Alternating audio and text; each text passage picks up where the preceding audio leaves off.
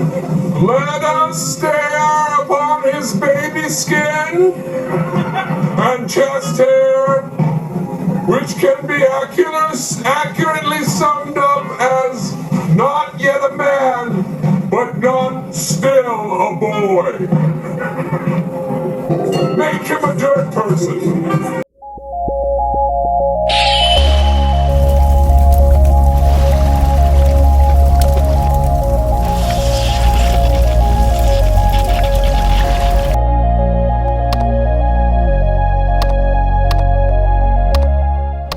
Hey you guys, welcome back to Lifting the Veil. Today I want to bring to you some esoteric symbolism about the recent live TV Will Ferrell mock satanic ritual event. And we're going to cover the esoteric symbolism of it that nobody understands. But if you guys are aware of my Symbols of Power series, we've covered all of this already in order to deeply understand the true meaning of it.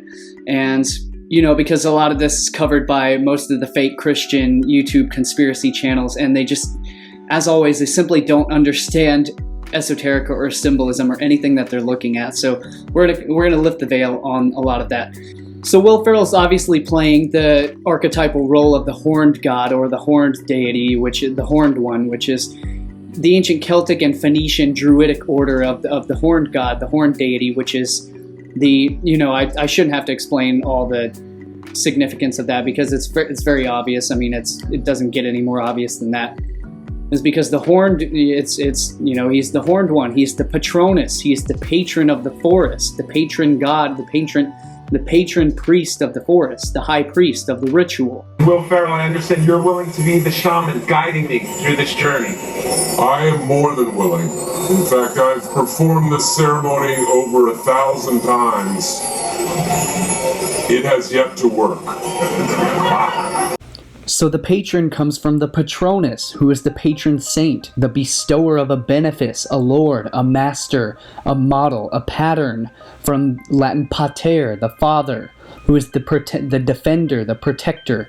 So this is where we get the archetypal and theological archetype of the father bull god, as well as his son, the bull lord, such as Phoenician El or Semitic El, and his son Baal or Baal.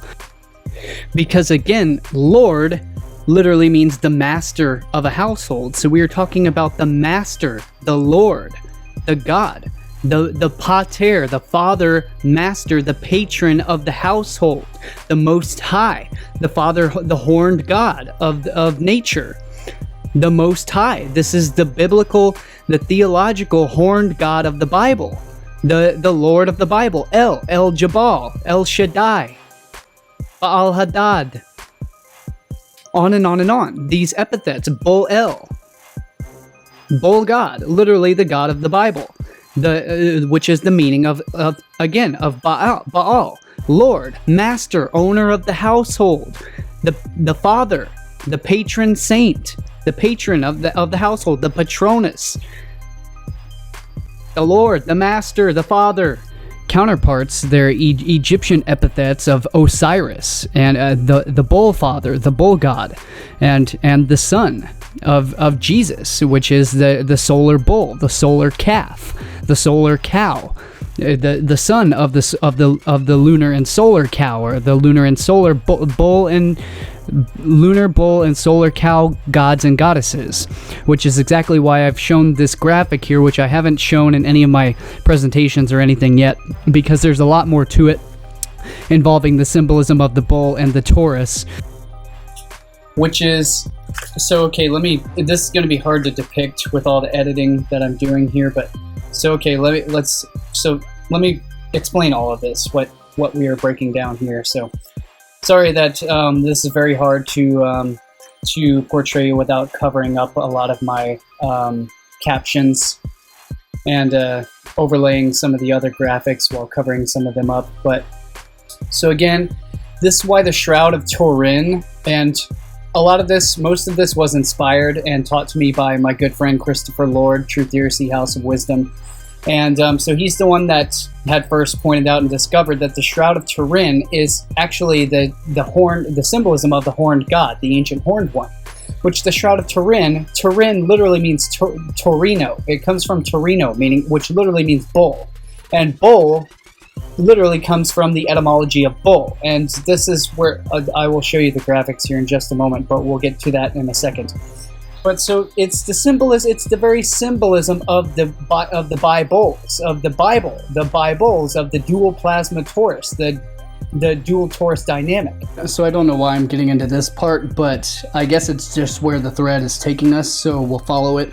But the torus is composed of one main component, and that's the hyperboloid, which is the arch. The arch is known as a parabola, found within the cross sections of the horn of the torus, the hyperboloid within the center of the torus, which is the elliptical ellipse of the circle, as well as the arch, which is the parabola, as well as the hyperbole of the hyperboloid. So the parabola is where we get the parable, as a parabola is a parabel. And this is once we start getting into the etymology of this is a whole other, it leads into literally an endless thread that we could follow, because the root word of the bola, of the bole, of the bull, which links etymologically to bowl,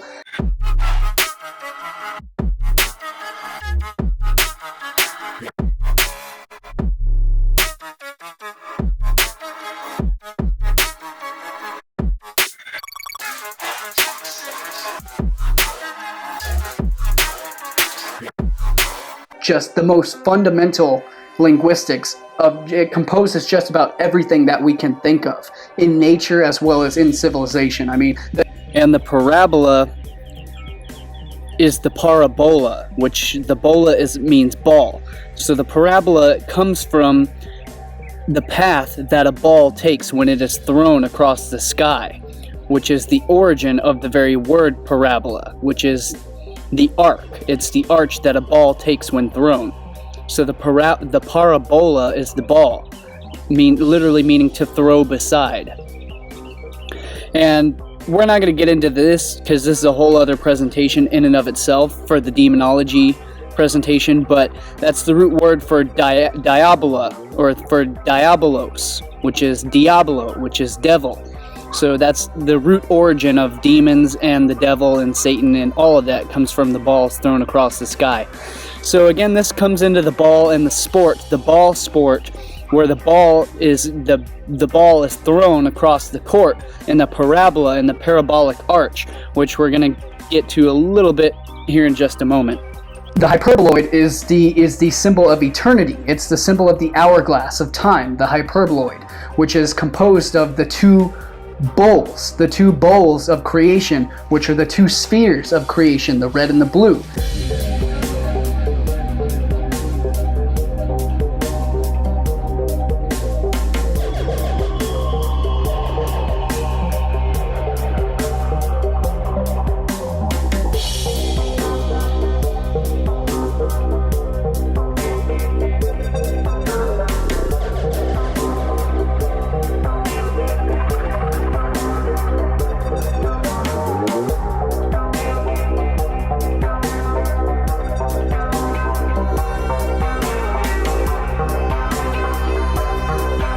Which are the bi-bowls of creation, the two spheres, which lead in plasma physics, which create the dual torus dynamic, which is literally it's what sparks literally the entire physics of creation itself in this universe, the entire physics of plasma electricity, which are covered much more in depth in David LaPointe's Primer Field series.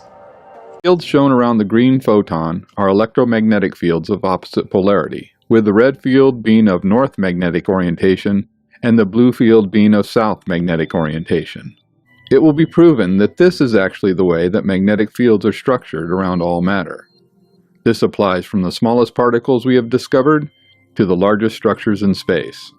But we must realize that the fields around an electron, as well as around all other matter, are actually two opposing bowl-shaped electromagnetic fields. Once we properly understand this basic magnetic field structure, we will never be able to properly understand the fundamental forces of matter from the subatomic to the galactic.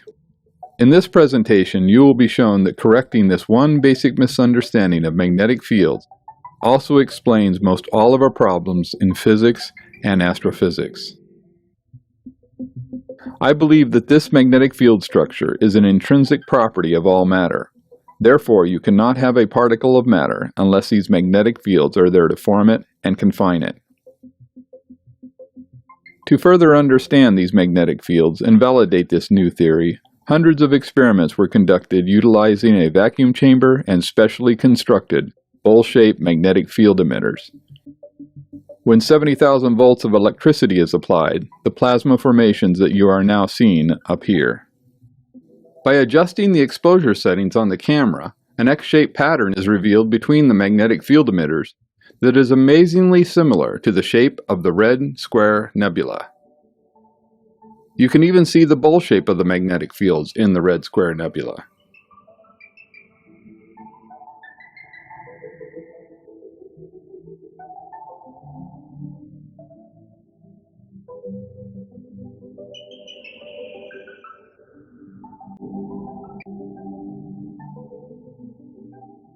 Notice how increasing the spacing between the magnetic field emitters transforms the shape of the nucleus until finally a disk of plasma forms around the nucleus. Then we will take a look at how these bowl-shaped magnetic field emitters cause both magnetized and non-magnetized balls to form the amazing arrays shown here.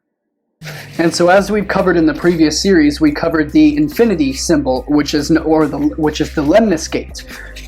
So we won't go into that here.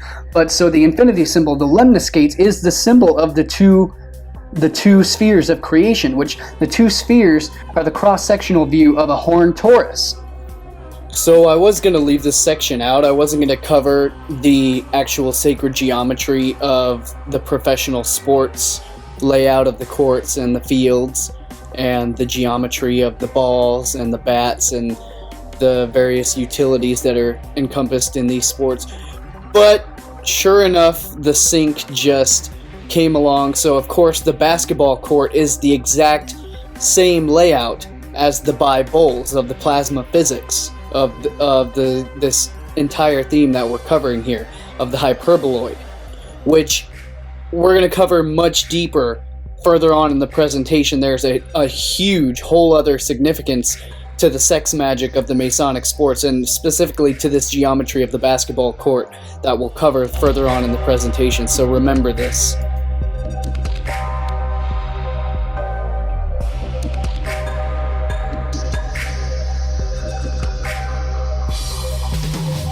Which are the bi-bowls, as David Lapointe showed in the primer fields of the plasma dynamics, of plasma physics, of the electromagnetism, of the torus field, of the torus, which is a horned torus, which is literally a horned bull, which is a set of dual bowls, which is a set of dual bulls, of twin bulls, of bi-bulls, the two bulls, which is the symbolism of plasma physics, of the squatter man symbolism, of the ancient plasma physics, as alluded to by the Thunderbolts project. The symbolism, and this is the symbolism of Serapis, of Serapis.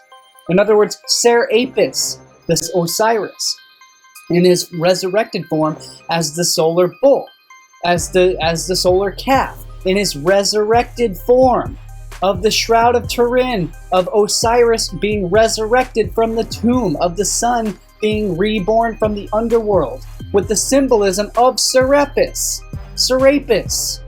the ancient Egyptian and Greco symbolism of the solar resurrected deity, of the horned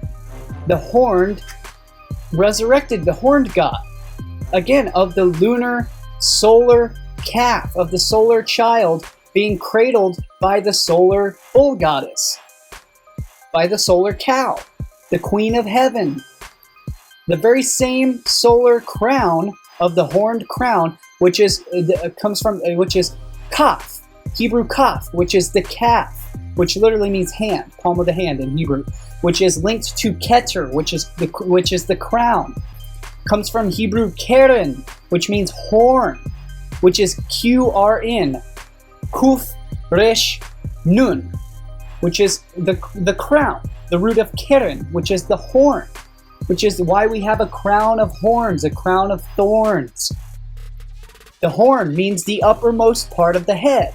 In other words, the crown. That's what a crown means. Crown means the uppermost or hardest part of the head. The crown, the keren, the horn, the dual bowls of the bi-bowls of plasma physics, of the hyperbole, the hyperboloi, which is the dual, the core of the apple. The hyperbole is an illusion. It's hyperbole. It is a hyperboloi, which is where we get a parable, from a pair of bowls, of the parabola, the parabola, a paraboloid, which is what the plasma physics, the torus mathematics of the dynamics is made of. We'll be covering this so much deeper in Symbols of Power, navigating the maze, with all of the bowl plasma cosmology and the plasma physics, and so much more in the linguistics and the symbolism that we will cover in that full film. But so let me break this down real quick here. Let me exit out of that. And this is actually copyright Ken Wheeler. So this is his copyright graphic from his book about plasma, about magnetism. So this is Ken Wheeler's graphic here. I've combined this all and have just provided a brief breakdown of the etymology of what we're looking at here. So Jesus is the son of God. In other words, he is the son of El, of the house of El. He is Kal-El, the son of Jor-El. He is the solar savior, the solar archetype, the solar hero, the savior of humanity, who will aspire to become like Superman. He is the Superman, the silver man, the sovereign, the sovereign, the Superman. He is the one that we will all aspire to be like. And these works that I have done, so too shall you do, and even greater works shall you do, my children. And he is the solar savior. He is the archetype of the sun, which we strive to become, and we will all become like in due time. And I've covered all of this in my full Superman Jesus presentation film. You will give the people of Earth an ideal to strive towards. They will race behind you. They will stumble. They will fall. But in time, they will join you in the sun. In time, you will help them accomplish wonders.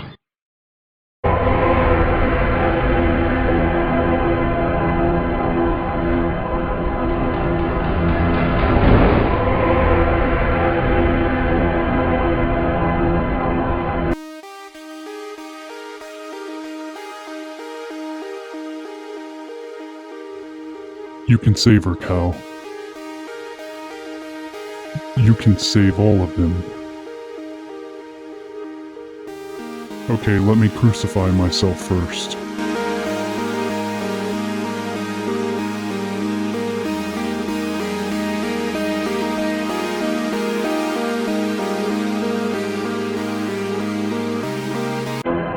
My father believed if the world found out who I really was, it'd reject me.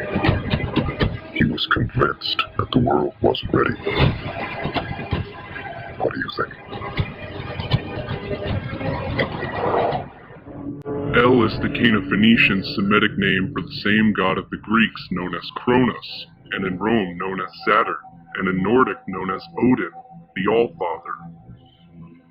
Father Cronus, Saturn El, had a son named Jupiter, Zeus, Thor, Baal, Jesus. They're all the same gods.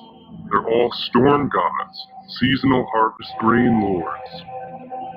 Behold, he spreads his lightning about him, and he covers the depths of the sea, for by these he judges his peoples. He gives food in abundance.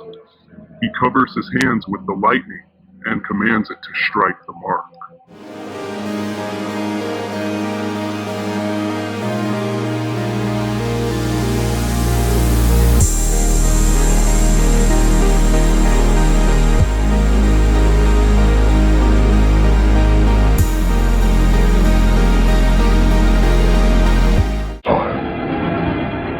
Join you in the sun. In time, you will help them accomplish wonders.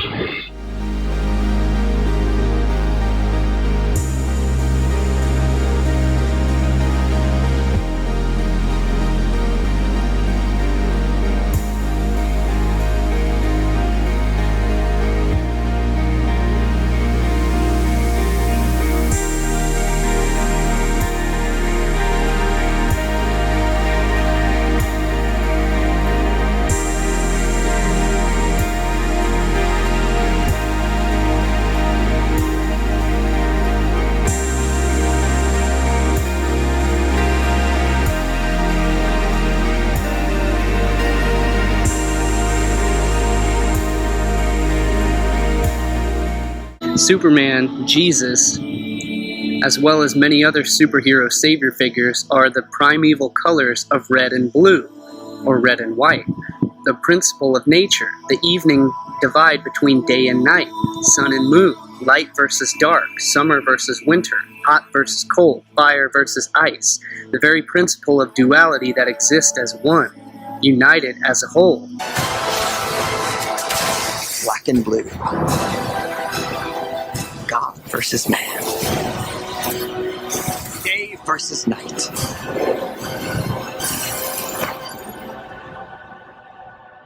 The red capes are coming. The red capes are coming.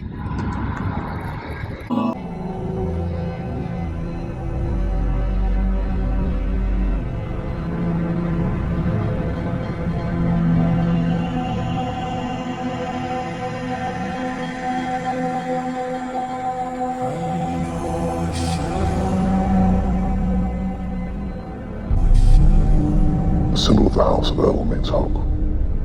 Embodied within that hope is the fundamental belief in the potential of every person to be a force for good. Hope is all that gives them hope.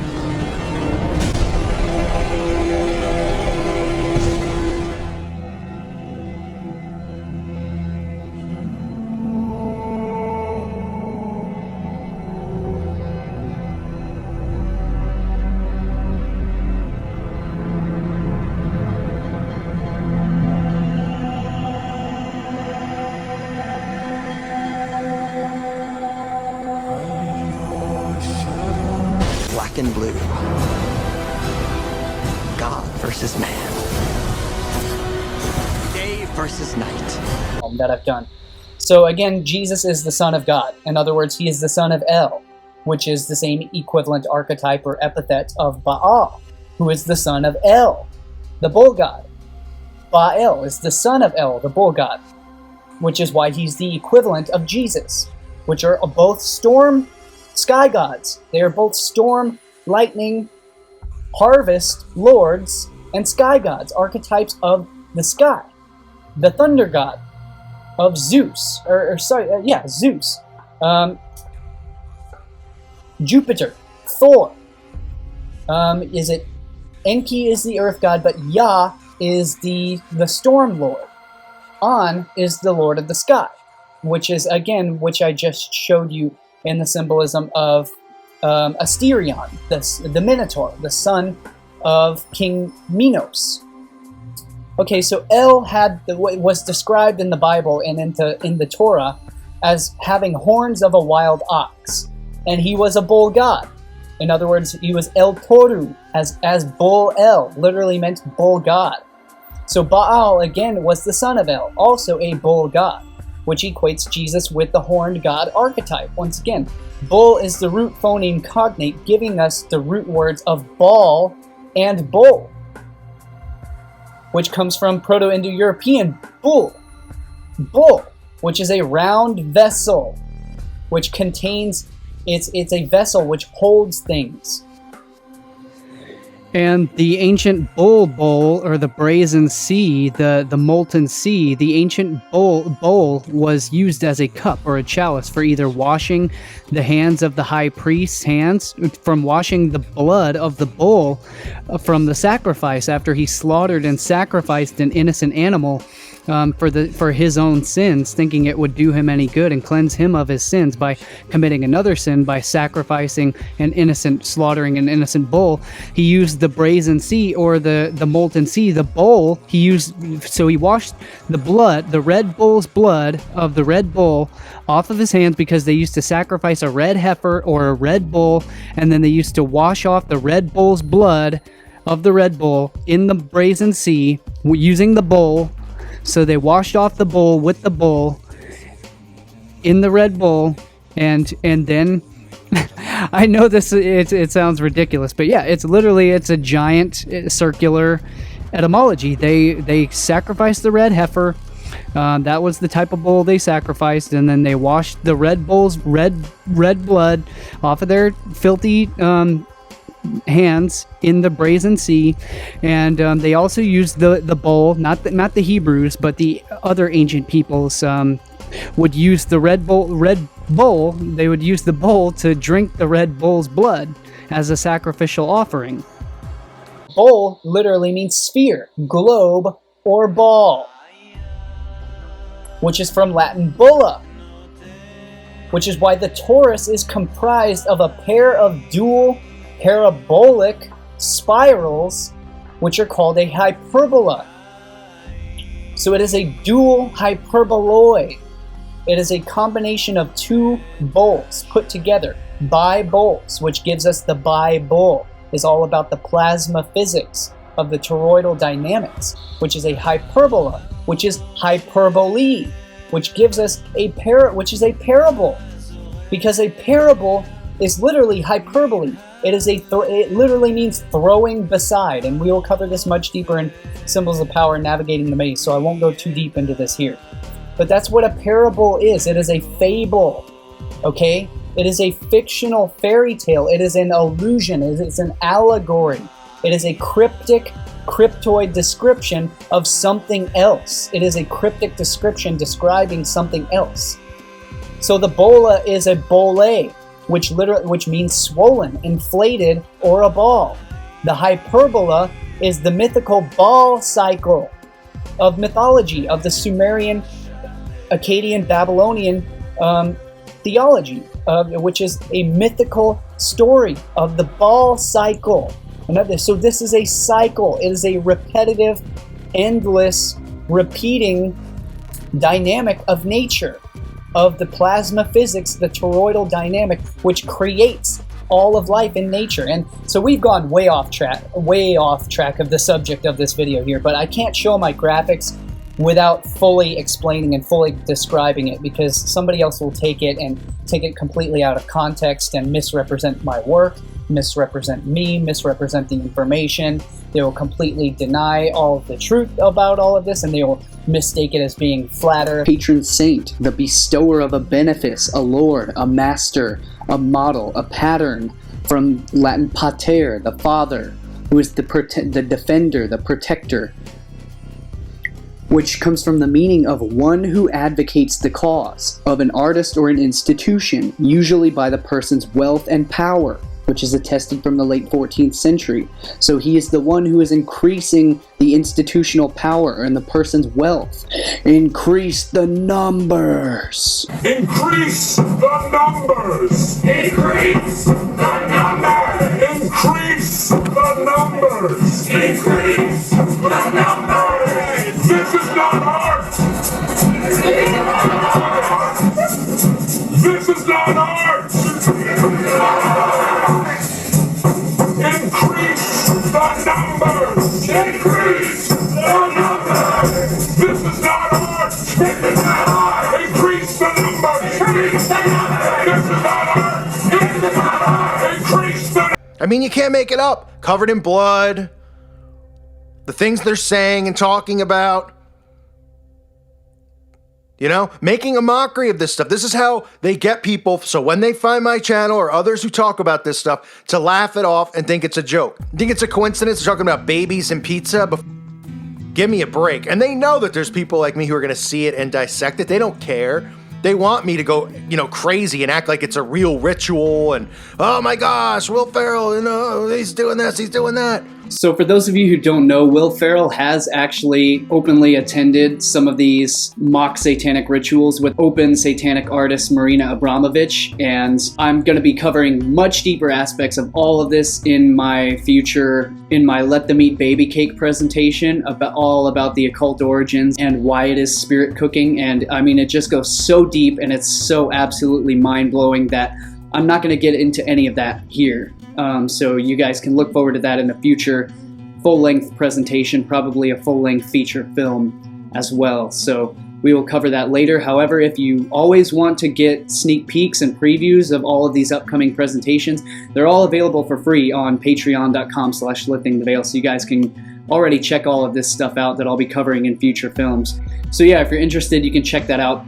If you enjoy those presentations, please make sure to give back and support if you can. It takes an extreme amount of work and production to produce those things. So aside from the point, Will Ferrell has obviously attended some of these satanic open rituals, such as spirit cooking rituals with Marina Abramovich, as well as involving the human sacrifice, the eating of the flesh and the partaking of the eating of the cake and all of these things, which we will cover in that presentation. But so yeah, that's just an obvious given. And so obviously there is a reference to pizza and babies here within the same sentence of this video. There's not much to it. There's really not much to read into it. It's not that deep. So we're gonna have a look and a listen to some of the clips that have been pre-recorded by A Call for an Uprising, and we're going to listen to his basically garbage interpretations, his purely anecdotal speculation of what is going on here, and then I'm going to completely contrast that with some real high quality factual esoteric symbolism and actually stuff that you can verify and that is real and that's high quality information. So you're going to get a look at the contrasting between this pseudo fake Christian garbage that is extremely wildly popular with all these interpretations, and then I'm going to contrast that with what I have to offer in a much deeper perspective that makes a lot more sense and has a lot more credibility and a lot more weight to it. This episode is about, I guess Will Ferrell is the producer of this show. The show gets bad ratings, right? And the guy is there and he's talking about how can we help make the show better? We need to get ratings. So they perform a satanic ritual. Before the ritual, listen to these references to babies and then a random caller calling in about pizza. Look at that baby. Look how much fun that baby's having. Let's go. That baby's got a secret. Let's go to... Oh, I got a secret, Chris. What's your secret, little baby? Yeah. Little secret. I wish I could tell you, but I can't talk. But little baby, I gotta do a show tonight. You gotta tell me the secret right now, or right now, you know. I'm hearing we have time for one more phone call. Tony from Manhattan, welcome to the show. What do we got to do to make this show a hit? Someone order pizza. Someone order pizza there. Are you asking me if I ordered a pizza? Someone from the Gethard show ordered a pizza, didn't tip my guy. Tony, I ordered 100 pizzas, but I didn't order one pizza. No, someone ordered one pizza, didn't tip my guy for the Gethard show. I did not order a pizza, but if someone from my crew did, they would have tipped. They're good people here, Tony. No, I'm bringing my guy back down there. He needs some money. He needs a little bit more pineapple Canadian bacon? Was it pineapple Canadian bacon? There was a pineapple Canadian bacon, yeah. Yeah. Did you order that? Yeah, I didn't tip your guy, Tony. Because you look like that baby. You look at me like that baby's looking at me. I don't know what you're talking about, little baby. I don't got any babies in my store. I'm sorry. Tony, why are you calling my TV show right now? Is this a TV show based on that movie, Gethard? And look at these disgusting, creepy undertones to referencing Pizzagate. Okay, for those of you that don't know, pizza is code word for pedophilia. Okay, so when these celebrities are always referencing pizza, dressing up as slices of pizza, Instagramming pizza stuff, it's inside code. They're not really just talking about going to get Domino's. Well, no, let's take a step back here. It's just everything I covered in the Symbols of Power presentation. He's being reborn from the urogenital triangle. I will be covering a lot more of that about the urogenital triangle and the Pizzagate, as I covered in the Pizzagate symbolism video that I did about why it's Pizzagate, why the pizza represents the feminine, because the pizza is it's the urogenital triangle. Again, I put out a full video dedicated to just that topic, and I showed the entire symbolism and the etymology and how all of that works, and that why pizza is literally code for female. So pizza is code specifically for female, for a girl, for a woman. It's not code for pedo, it's code for female. And I put out the entire video as to why and how that is, and I can't go back and show that to you here. Go search for it on my channel.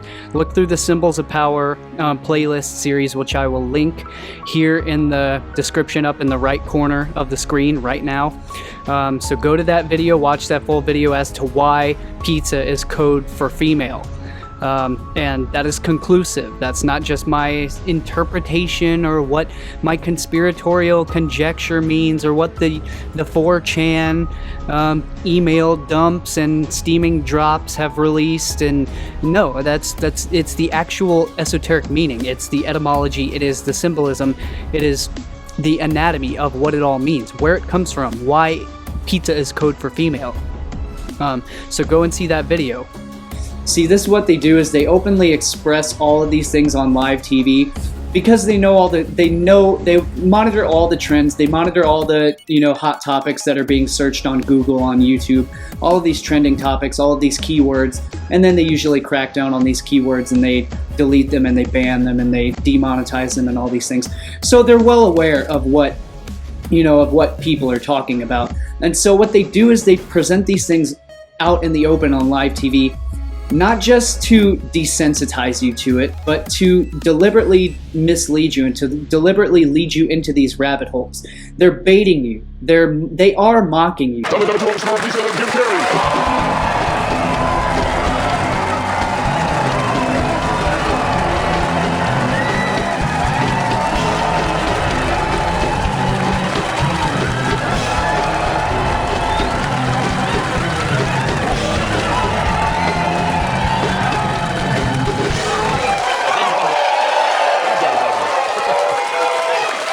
Is that a gang sign?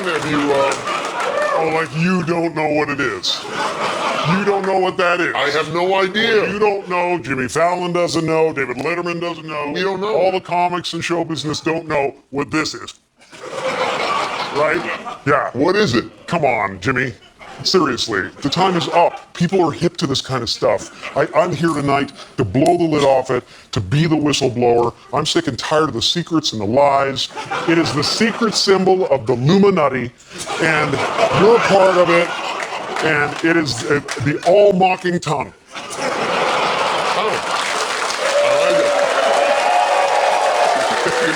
It's the symbol of the all-mocking tongue.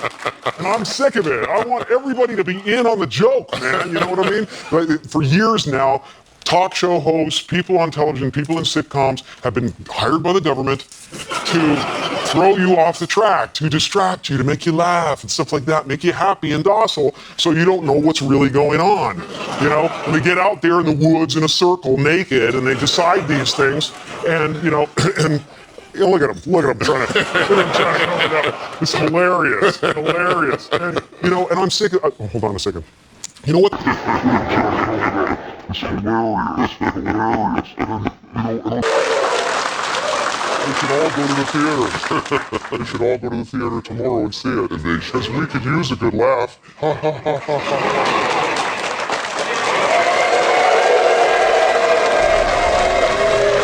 This is a mockery of you, and they do these because they want more ratings. That's what this is all about. That's what all the sensationalism is about. That's what all the drama on all the news and all the TV is all about. It's all soap operas. They're vying for your ratings, for your ad revenue. They're wanting you to watch all this stuff. And so they know that if they put out what the people are all about these days, which is conspiratardism, which is just reverting to conspiracy for every little thing that you see. I mean, you can't make it up. Covered in blood. The things they're saying and talking about. Making a mockery of this stuff. This is how they get people, so when they find my channel or others who talk about this stuff, to laugh it off and think it's a joke. Think it's a coincidence they're talking about babies and pizza? Give me a break. And they know that there's people like me who are going to see it and dissect it. They don't care. They want me to go, crazy and act like it's a real ritual and, oh my gosh, Will Ferrell, he's doing this, he's doing that. But so they know that the public is raging. I mean, conspiracy is literally probably the most popular source of ad revenue on the internet today. So of course they're going to play on that. So of course they're going to play on the Illuminati and on the satanic rituals, because a lot of this is literally just mocking you. These things aren't even cryptic at all anymore. They're blatantly just in your face, because they know that all of these things are hot trending topics, and they're going to generate a lot of discussion and therefore generate a lot of ad revenue and therefore generate a lot of rating. Tony from Manhattan, welcome to the show. What do we got to do to make this show a hit? So that's why they do this, is because it's very obvious. They're buying for your attention. So they're playing on what the hot topics are, not just on what the actual truth behind these things is. So they're obviously pushing this mock satanic ritual as an event that's going to drive the ratings, and it's going to guarantee his show to get success because they're performing this mock satanic ritual. The subject must now drink the sacred tea.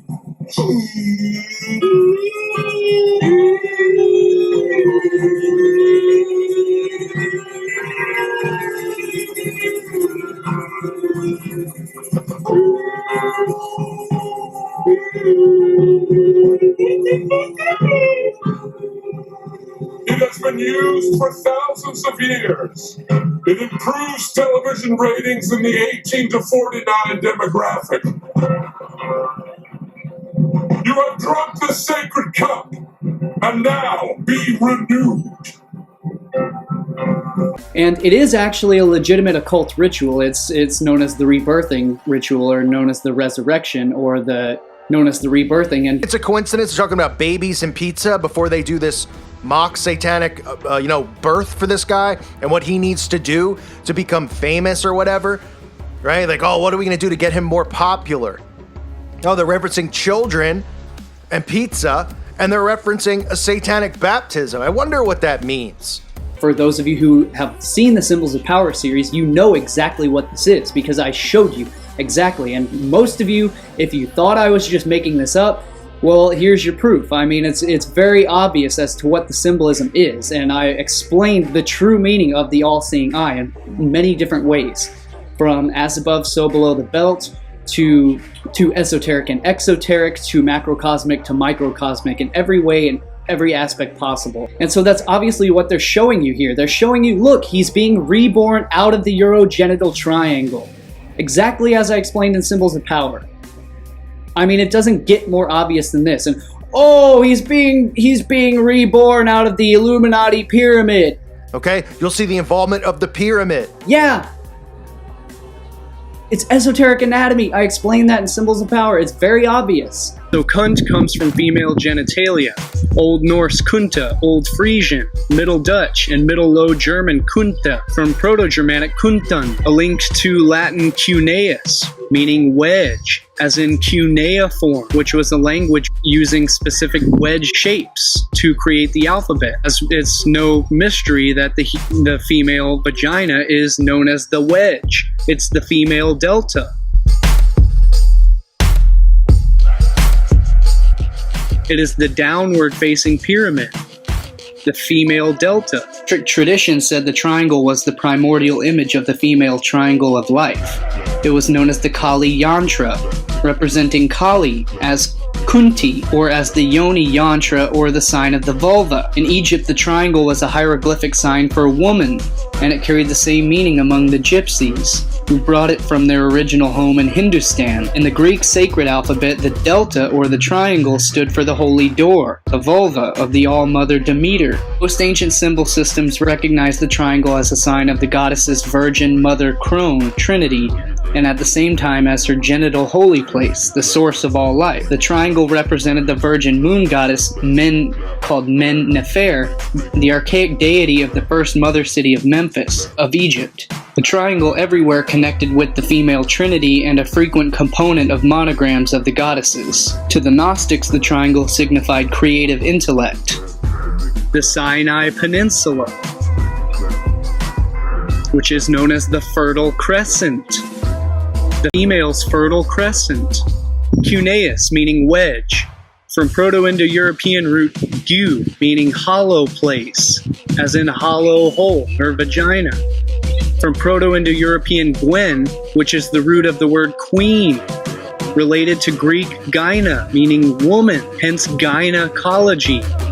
the study of the woman, of female anatomy. And you are Gina? Gina! Hey, what's up? Nothing. Look, I'm gonna be real honest with you. It's been a long time since I've been with a man. Spent a lot of time with the ladies. Looking to get back up on that pogo stick, you know what I'm saying? The square and the compass, which is the main, most prominent logo or symbol for Freemasonry. And this is the deepest truth, and you won't find this from anyone. You won't find this anywhere else. You're not going to get this truth from these so-called pseudo-fake Christian YouTubers such as Mario the Vigilant Christian, KJ Osborne of Scariest Movie Ever, not Truth Red Pill Revolution, Truth Media Revolution. None of these people are going to tell you. They don't have no idea as to what any of these symbols actually mean, as to what the all-seeing, this is the all-seeing eye of Lucifer. Absolutely clueless. What we're looking at is known as the urogenital triangle, or in other words, the as above, so below reflection that is shown in so much esoteric artwork that it's ridiculous.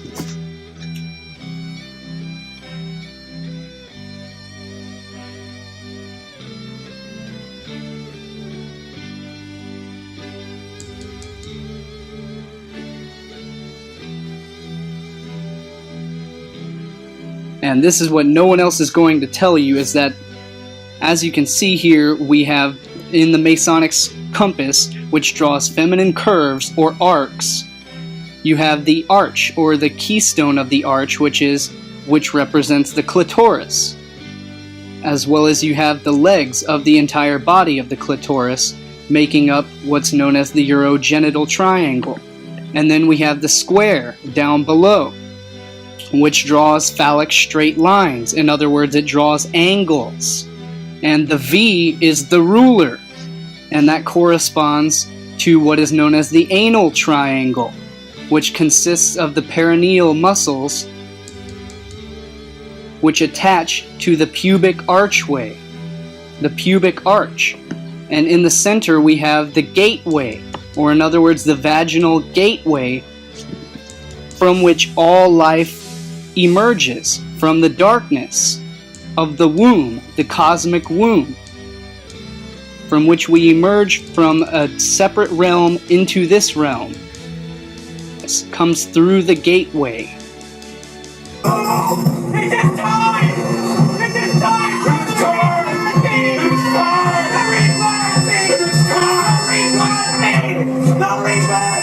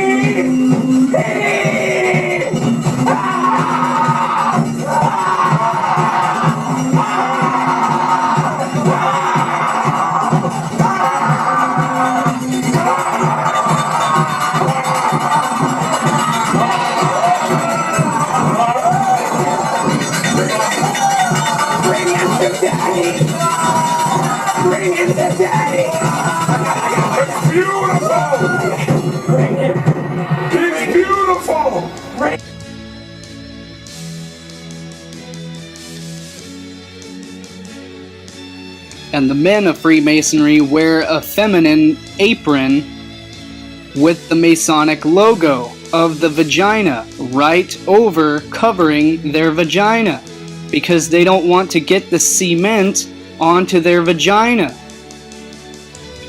So when you actually want to know what the real all-seeing eye in the pyramid of the Illuminati, the symbol, is all about, all you need to do is look to the human body, which is what it's all about. And this is what none of the Christian YouTubers or the Christian, so-called fake Christian truthers are going to tell you, because they have no clue. They have no idea what they're talking about.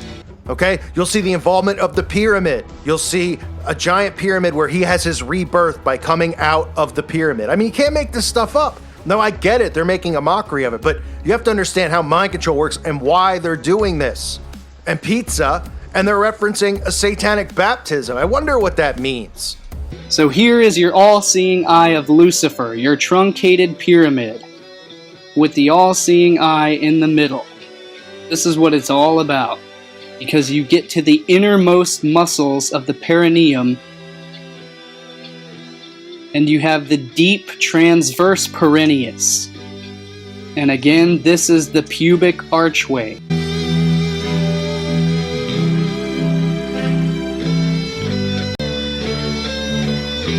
Letterman doesn't know. We don't know. All the comics and show business don't know what this is. Right? See, I told you, I told you, I can't make this stuff up. And honestly, this is actually hilarious. Like, this is a hilarious skit. It really is. And so it is. It's satire. It is satirical satire of Saturnian satanic comedy. It is Saturnian satire. It is literally designed to mock and to mimic things in order to confuse you, to mislead you. You have to perform these mock rituals in order to achieve any type of success. Is guarantee your compliance and to do anything necessary to be able to achieve the level of success that the controllers of the entertainment industry provide to you. So it's really not that occult. It's really not that cryptic. It's very simple.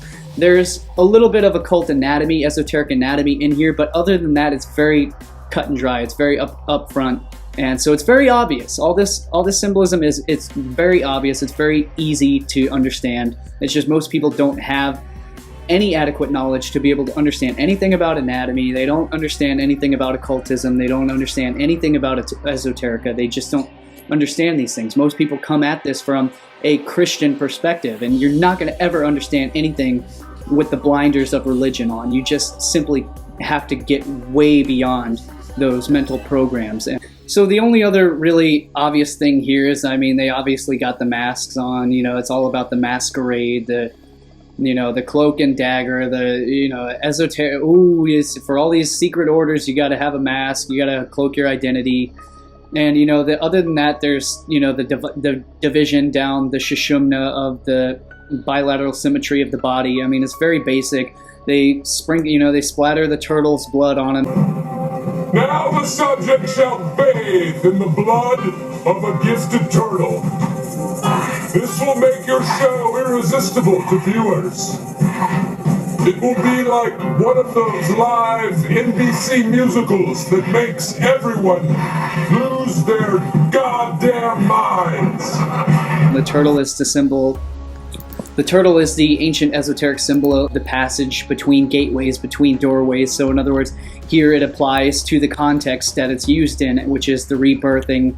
So this is exactly why the 2018 Pyeongchang Olympics show the cosmic turtle swimming through the vortex of time, through the wormhole into the next dimension for the rebirthing of the turtle into the next Olympics. So it's the universal cosmic turtle, this ancient turtle. And I also enjoy real esoteric and real occult information, or real factual information, and I like to take things take things truthfully, and I like to hold them up to scrutiny, because if it is true, it fears no investigation, and it holds up to scrutiny.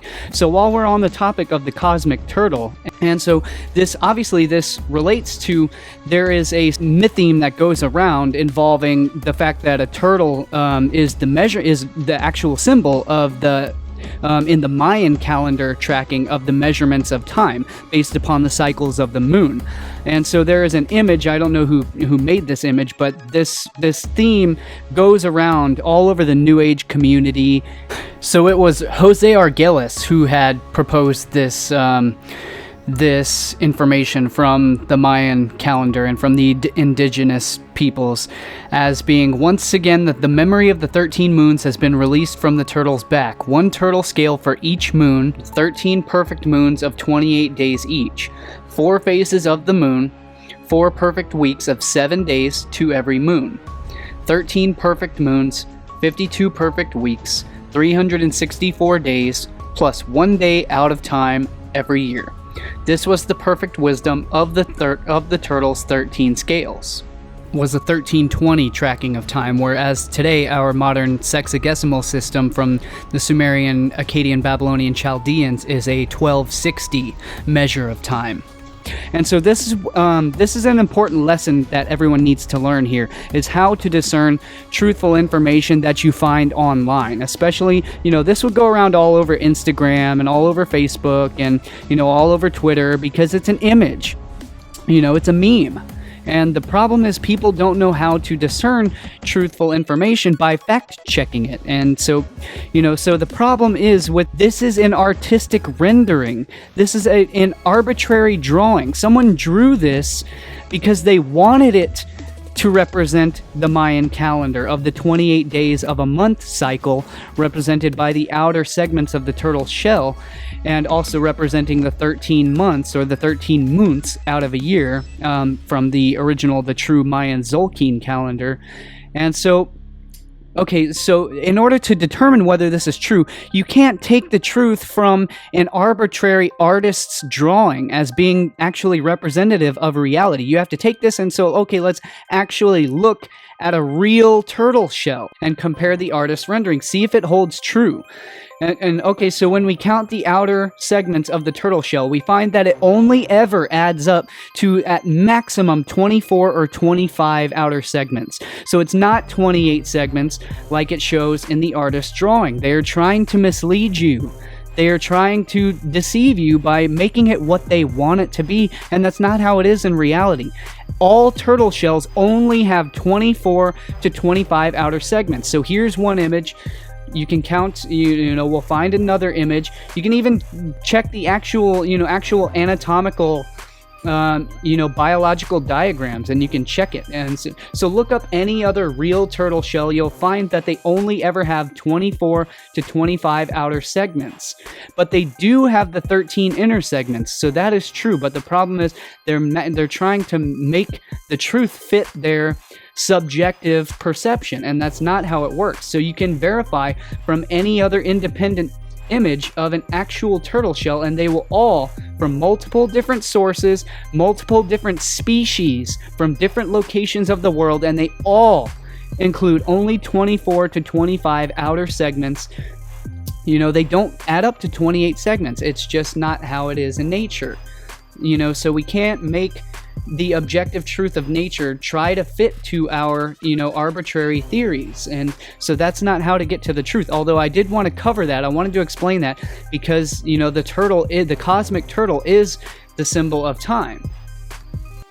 And the reason why the cosmic turtle is associated with the symbol of the cosmos and the symbols of time and eternity in artistic renderings as well as mythological, such as the Mayan and the Eastern Buddhist cosmologies and the Hindu cosmologies, the reason why the cosmic turtle is associated with the symbol of eternity and time is because the turtle is an ancient one. It is one of the ancient creatures, because the turtle is literally one of the longest living creatures on planet Earth. It, aside from actual, from trees and things like that, but the turtle is one of the longest living animals on Earth. It lives for well over 100 years, well over 150 years. The sea turtles, they live, and the giant tortoises, they live extremely long lives because of their slow metabolisms. And the gorgeous giant leatherback sea turtle is one of the largest. It can grow up to the size of a small Volkswagen or a Mini Cooper. And so that is why the cosmic turtle is literally one of the symbols of infinity, one of the symbols of time, and primordial existence, is the symbol of longevity. And so to the ancients, they thought that, they equated the earth and the cosmology to the turtle swimming through the cosmic sea.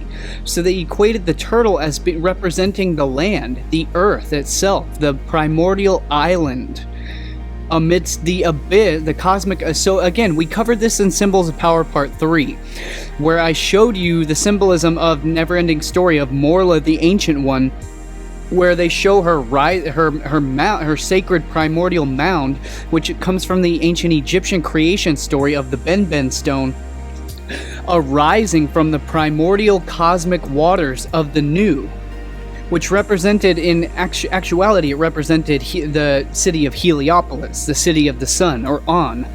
And so it was representative, and so this is the same mythology, the same cosmology of the Mayans and of the Eastern Buddhists, of the cosmic, the world turtle. Again, the primordial cosmic mound, the primordial earth mound, arising out of the waters, because the back of the sea turtle is seen peeking or poking out of the primordial ocean, the primordial abyss of the waters of the ocean, likened to the cosmos itself, to a larger image of existence or of creation itself, because the turtle literally looked like the land that they walk upon. How the turtle literally looks like the earth itself. It looks like a continent arising out of the blue water surrounding it, through the ocean of the cosmos, the ocean of space. And so of course this doesn't in any way attribute itself to flat earth cosmology, because the flat earthers literally believe that there is no space, and so it's not that the earth was carried on the back of a turtle. That's a complete misperception and a complete misinterpretation. It's not that they saw the flat earth was carried on the back of a turtle swimming through space.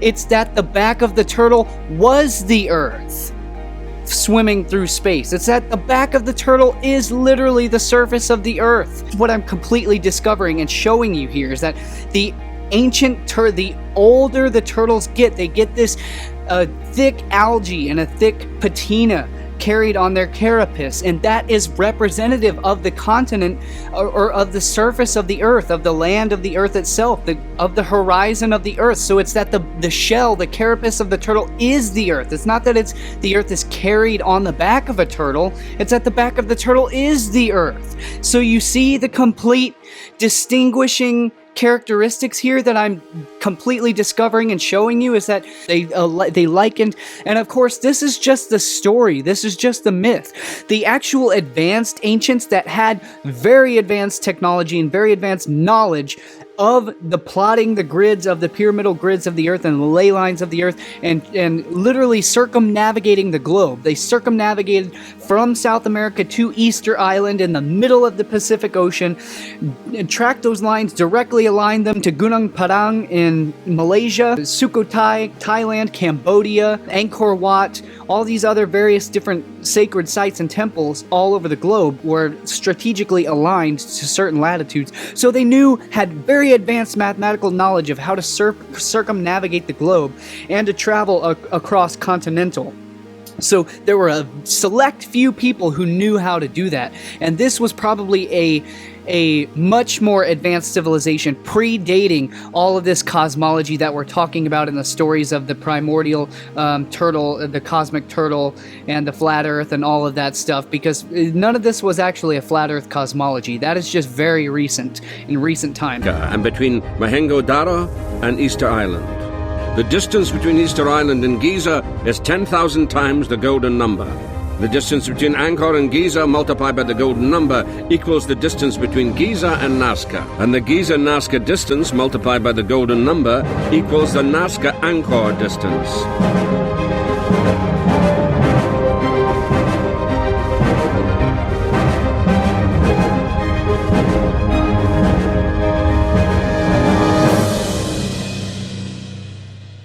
As surprising as this seems, it ties in with some earlier discoveries about the pyramids.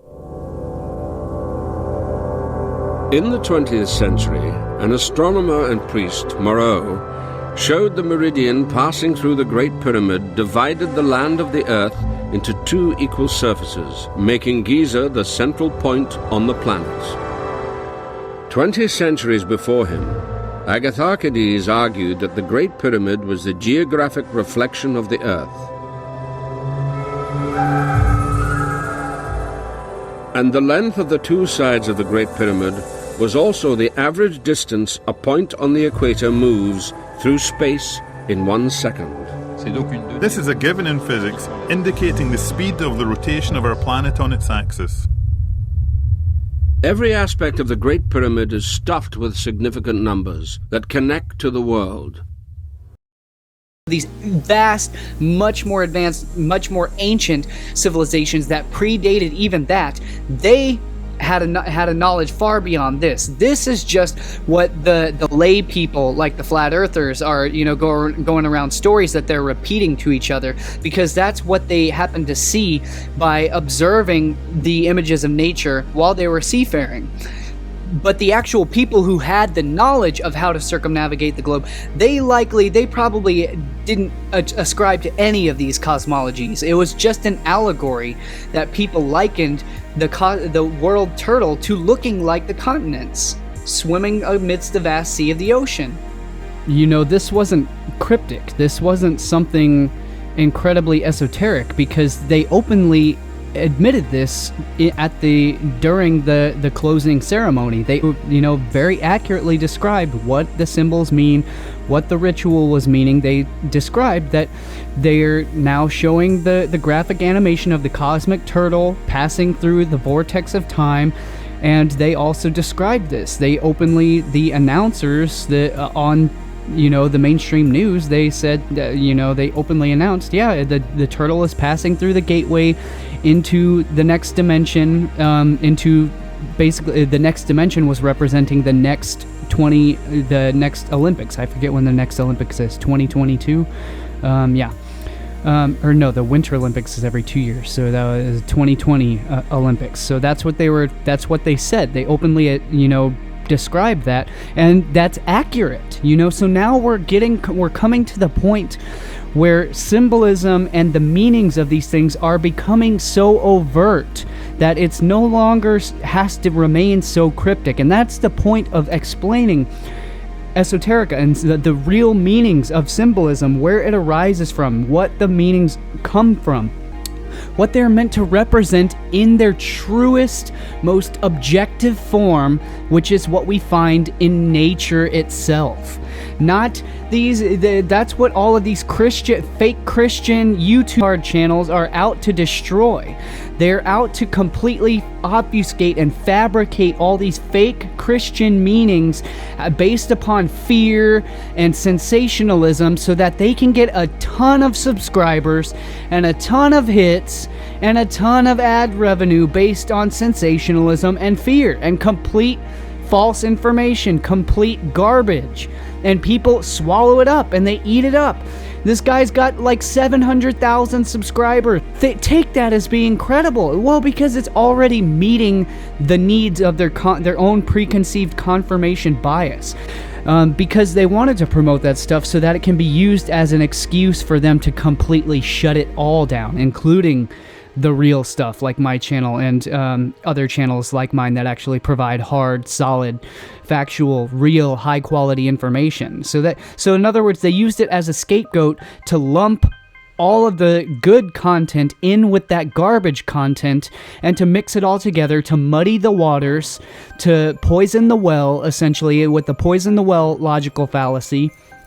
and so that they can just completely throw the entire baby out with all that toilet water, with all that garbage infested bathwater that it has become. So yeah.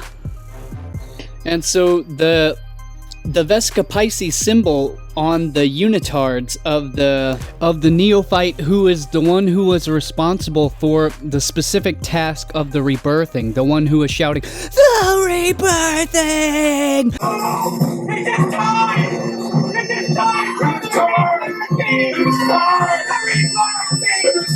The rebirthing!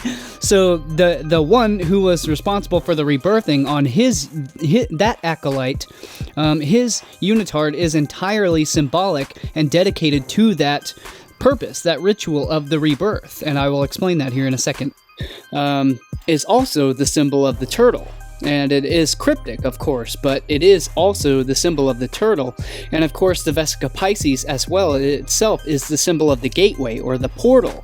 The portal of, again, as I've already shown and illustrated throughout the presentation and throughout all of my films, the portal, the gateway, the entryway between realms. So of course, that is why they're showing, the unitard is showing the symbolism of the turtle as the portal and the gateway, as well as the sexual magic and the sexual alchemy, which we've also covered in the full Symbols of Power Part 3 and Part 2 films as well, is again, it is showing the penetration of the Vesica Pisces at the very center. It's showing the phallic penetration of the Vesica Pisces, of the yoni. And of course, with the a crude version of the Ouroboros surrounding it, which again is this very symbolic artwork of the time and of the symbolism of the ancient cosmic turtle, symbolism of the universe. Which the Ouroboros is the symbol of the universe. The symbol, literally the symbol of rebirth, of resurrection. And again, we explain that in Symbols of Power Part 2. The serpent, the symbol of shedding your skin and being reborn unto oneself. That is the symbol of the serpent which encircled the Earth, the Milky Way galaxy, the celestial sphere. As we viewed it from our vantage point on Earth, as I covered fully in the Symbols of Power Part 3 film, once again. So just to clarify that, so one of the older versions of the cosmic serpent, or the Ouroboros, comes from the Old Norse mythology of Jormungandr, who was the Midgard serpent, the giant serpent or the dragon who encircled the Earth once again. And he was, again, we covered this fully in Symbols of Power Part 3 as the significance of the serpent of the abyss in the seas, which again is the symbolism of the Milky Way galaxy swimming the seas of the ocean. But I've made a highly important and highly significant original discovery about another significant meaning, which is not just the Milky Way galaxy, but again, the Norse people are the Arctic Circle in the northernmost latitudes, literally representative of the Aurora Borealis. So I have coined my own original interpretation of the Aurora Borealis. In other words, the cosmic serpent of the seen in the skies. And also in the mythologies attributed as the serpent of light. In other words, not just the lights of the Milky Way galaxy against the black abyss or the sea of the night sky, but also the actual legitimate serpent of light, the green dragon. And it should also be noted here that Ouroboros comes from Greek aura, which means tail, and bora, which means to eat or to devour. So essentially it literally means tail devouring. But also oro or aura is as well also means glow or halo, in other words light. So it's got a esoteric double or multiple layered meaning here of Aurora Borealis, literally meaning the northern glow, the northern lights. So this ties in and is directly relevant on multiple layers and multiple levels. So it's entirely relevant, not just tail devouring, but literally the serpent of light, the glowing northern serpent, which is as I showed in the slide is where Tolkien derives his Norse linguistics and his Norse mythology of Smaug, the fire drake from the north, as in the northern dragon seen sailing through the skies.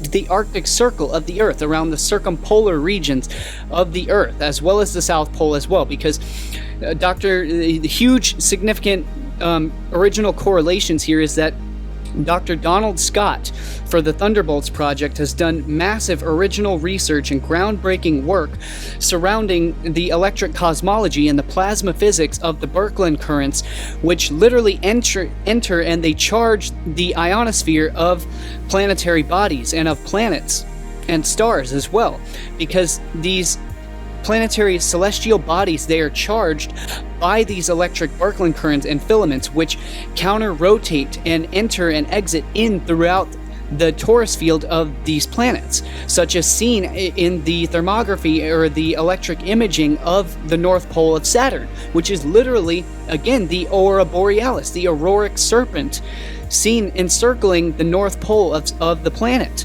being charged by these electric Birkeland currents, or in other words, these cosmic serpents, these electric filaments which charge the planetary bodies, which were so significant to the ancient peoples, especially to the mythology and to the legends, having sincere scientific basis. Donald Scott presented new, groundbreaking evidence of the electromagnetic connection between the Earth and the Sun.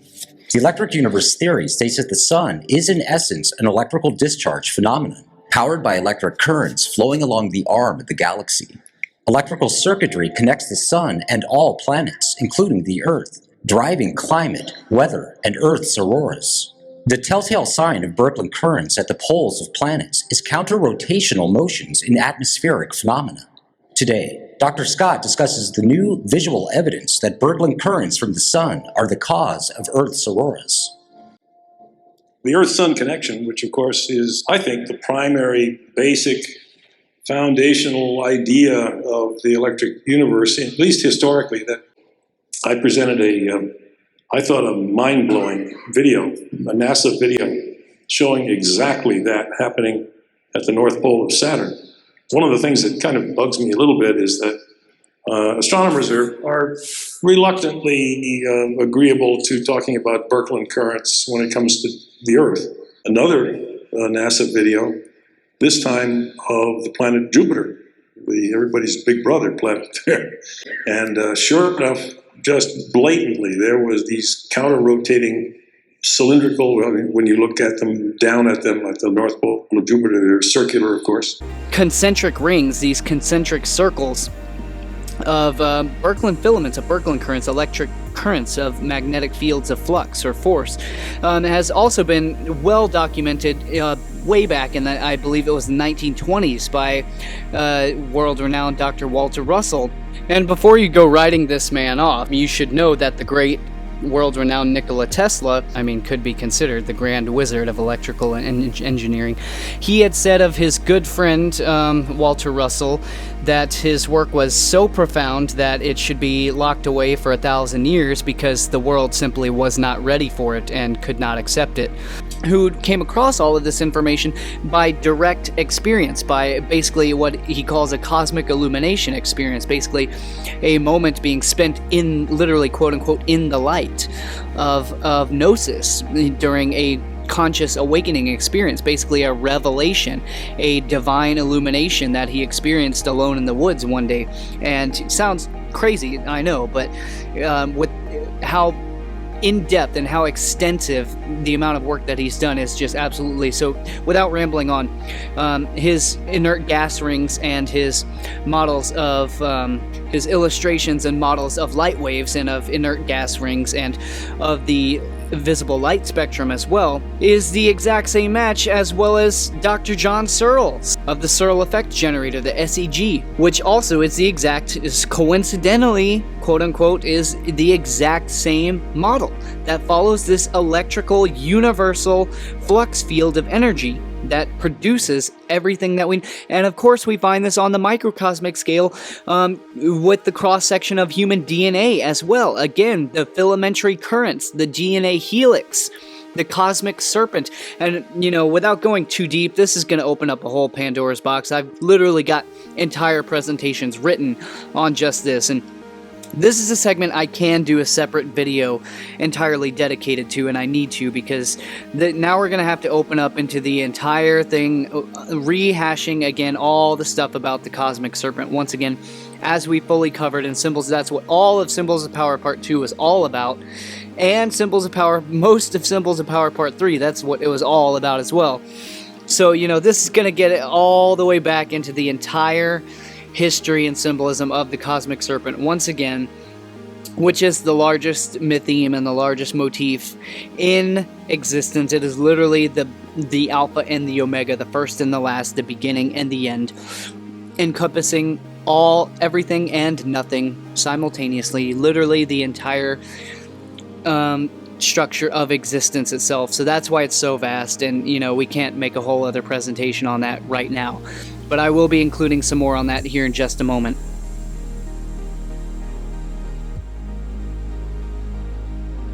See the clockwise movement here and out here? It'll happen again. When it gets closer, they take another shot of it. Closer to the United States, that is. Okay, you notice these clouds sweeping up?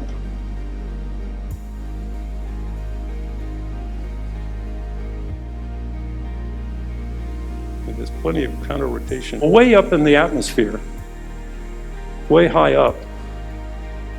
See any counter rotation? You betcha. And there's also, well, I'll see it in a second. There is a diachron instability there just off the south tip of Tasmania in one of those. If you go down deeper into the atmosphere, the circularity begins to lose its beautiful symmetry. It begins to get crunched and smooshed, and in fact, you go down deeper and deeper, and the land masses begin to interrupt those flows, which tells me one thing. The counter rotation, the beautiful circularity, comes from outside, not inside the Earth. There's nothing to do with stuff going around inside this molten center of the Earth or whatever. It's a diachron instability between this clockwise and this counterclockwise flow. So this, yet again, does not apply to flat Earth, once again. So this is the most accurate description and depiction of the mythology directly relating to the cosmology and to the actual hard science. And we will go so much deeper into this in another full presentation that I have prepared about the occult secrets and the true meanings of Lucifer. And so we'll get so much deeper into all of that, as well as this was originally a piece prepared. I wasn't going to release this in something as trivial as this video is here about something like the Satanic mock ritual. I was going to save this for something very profound and a much more comprehensive and more important work. But I want to release it. I want to release this here, but I wanted to save it for something much more profound and something much more significant than a video like this, because it's such a huge piece and such an original discovery that needs to be preserved for something with much more meaning. But we'll get much deeper into that in future presentations. This was originally reserved for another version of the Symbols of Power series, which was originally my Mysterious Origins of Viruses presentation, which you wonder how the hell it could possibly fit into something like that, but it gets into a very long synchronistic train, so it ends up being a huge part of that as well. But it's also a big part that ends up syncing with my Lucifer presentation, but we'll get all into that in sometime in the future. Okay, so we had just covered the significance of the connection to the sun with the Ouroboros, or the world cosmic serpent, and again through the symbolism and the actual science of Birkeland currents. Yet again, the connections to the sun run very deep with the cosmic serpent, or with the Ouroboros symbolism. So this goes all the way back to ancient Egyptian symbolism of the Ouroboros serpent, basically the sun disk. And I could go so deep. I mean, this opens up a can. I could go so deep into the symbolism of why it's the solar disk and why it's the halo, it's the halos, and the entire etymology and symbolism of the sun and the ring of light and the halo and the enlightenment and the corona and the crown and the keren and the crown of thorns and the crown of horns and the solar enlightenment, the aura, the aureos, the aureola, the laureate, why you wear the crown of the sun, the crown of the halo, the crown of the king, on and on and on. But I mean, that will open up a whole can. So that will be entirely covered in future entire full films on its own, as well as will be written so much more as basically the whole theme of my books coming out. And the first images of the Ouroboros being associated to the Eye of Ra, or in other words, the Eye of Horus. Such as we covered in Symbols of Power Part 2, is the significance of both the serpent and the eye. And this again brings us back to the North Pole of Saturn and the Ouroboros, or the cosmic serpent, being symbolized as the world serpent, the Aurora Borealis on the North Pole of Saturn, surrounding literally what is the cosmic eye, or the Eye of Ra. Because in ancient Egyptian theology or cosmology, Ra was actually attributed to Saturn, not necessarily the sun, or what we would call Sol, Greek Helios. In other words, our current, our orange or white sun in the sky. And this, of course, brings us into the huge subject, which is a central theme to many of my full videos and full presentations, and many of my previous articles and presentation works, revolving around the revelations of Immanuel Velikovsky, as well as the subsequent Thunderbolts project and David Talbot's The Saturn Myth, as well as a good friend and colleague of his, Wallace Thornhill, and the entire Thunderbolts cosmology project, which again, my work ties heavily into adding much more mythology and much more symbolism and ancient cosmology and theology to that body of works that they have provided, which dovetails entirely in with that. But so to not rehash too much of that information, this gets us back into all of that entire theme of the ancient Saturn as being the best sun, being overthrown by our modern sun, or what we now know as Sol, Helios, which were confused between being Saturn and the sun as we know it today. And I've covered in numerous videos and presentations as to why that is, and the real reason as to why that is could have also been, being a central sun within our solar system as well. Beyond all of that is the actual universal truth, and the reason behind that being, it's the duality of the sun, the two suns, the two brothers, the two twins between Horus and Set, the light sun and the dark sun, the white sun and the black sun, that overthrow and overturn one another, which is the symbolism of the ancient Egyptian Ouroboros as being half white, half black. It basically a Western rendition of the yin yang, which itself is a rendition of the Taurus dynamic, which, as we've covered in the beginning of this film. So it's again a rehashing of that twin duality polarity dynamic that reverses polarity and it flips, and it reverses axial polarity and it flips on itself, as we experience every seasonal year on a macrocosmic scale, as the sun, as this ruled by the sun and ruled by the black sun of Saturn as winter. So in other words, we're talking about the duality of the bicycle of the year, summer and winter, the oak king and the holly king. And so now you understand why the night king, the king of the winter season, is the horned one, is the horned god. Two brothers or the two sisters, the red queen and the white queen, that overthrow, and they always struggle and they fight with one another, Jacob and Esau, on and on and on. These dualities between all, encompassed in all of the mythologies and all of the archetypal stories and theologies the world over. Quote from some of David Talbot's works here, and as well as many of the ancient historians also attribute, such as Hyginus in listing the planets' names, first Jupiter, then the planet of Sol, others say of Saturn, or a Greek ostracon cited by the eminent classicist Franz Pan's bowl identifies Egyptian sun god Ra, not with our sun, but with the planet Saturn. This repeated the confusion of the sun and Saturn, which seems to make no sense at all, and which the Babylonians, the founders of astronomy, identified as the exemplary light of heaven, the sun god Shamash. Shamash is the planet Saturn, the astronomical texts say. In archaic copies of Plato's Timaeus, the word for the planet Saturn is Helios, the sun god. Popular Greek traditions identified Saturn as Kronos, alter ego of Helios, and Kronos is said to have ruled over the pole. The Popol Vuh, lauded as the Mayan Bible, attests to the same idea. The natives of Mexico recall that prior to the present age, an exemplary sun ruled the world, but this was not the sun of today. His name was Quetzalcoatl, or in other words, the feathered serpent, the plumed serpent. And particularly Quetzal literally means long green feather, because it comes from the quetzal bird, known for its long green feathers, and this is why Quetzalcoatl is attributed to the color green or turquoise green, the direct correlation with the aurora borealis, as I call it, the aurora, the green glow, the green halo, the green ring of light of the northern lights.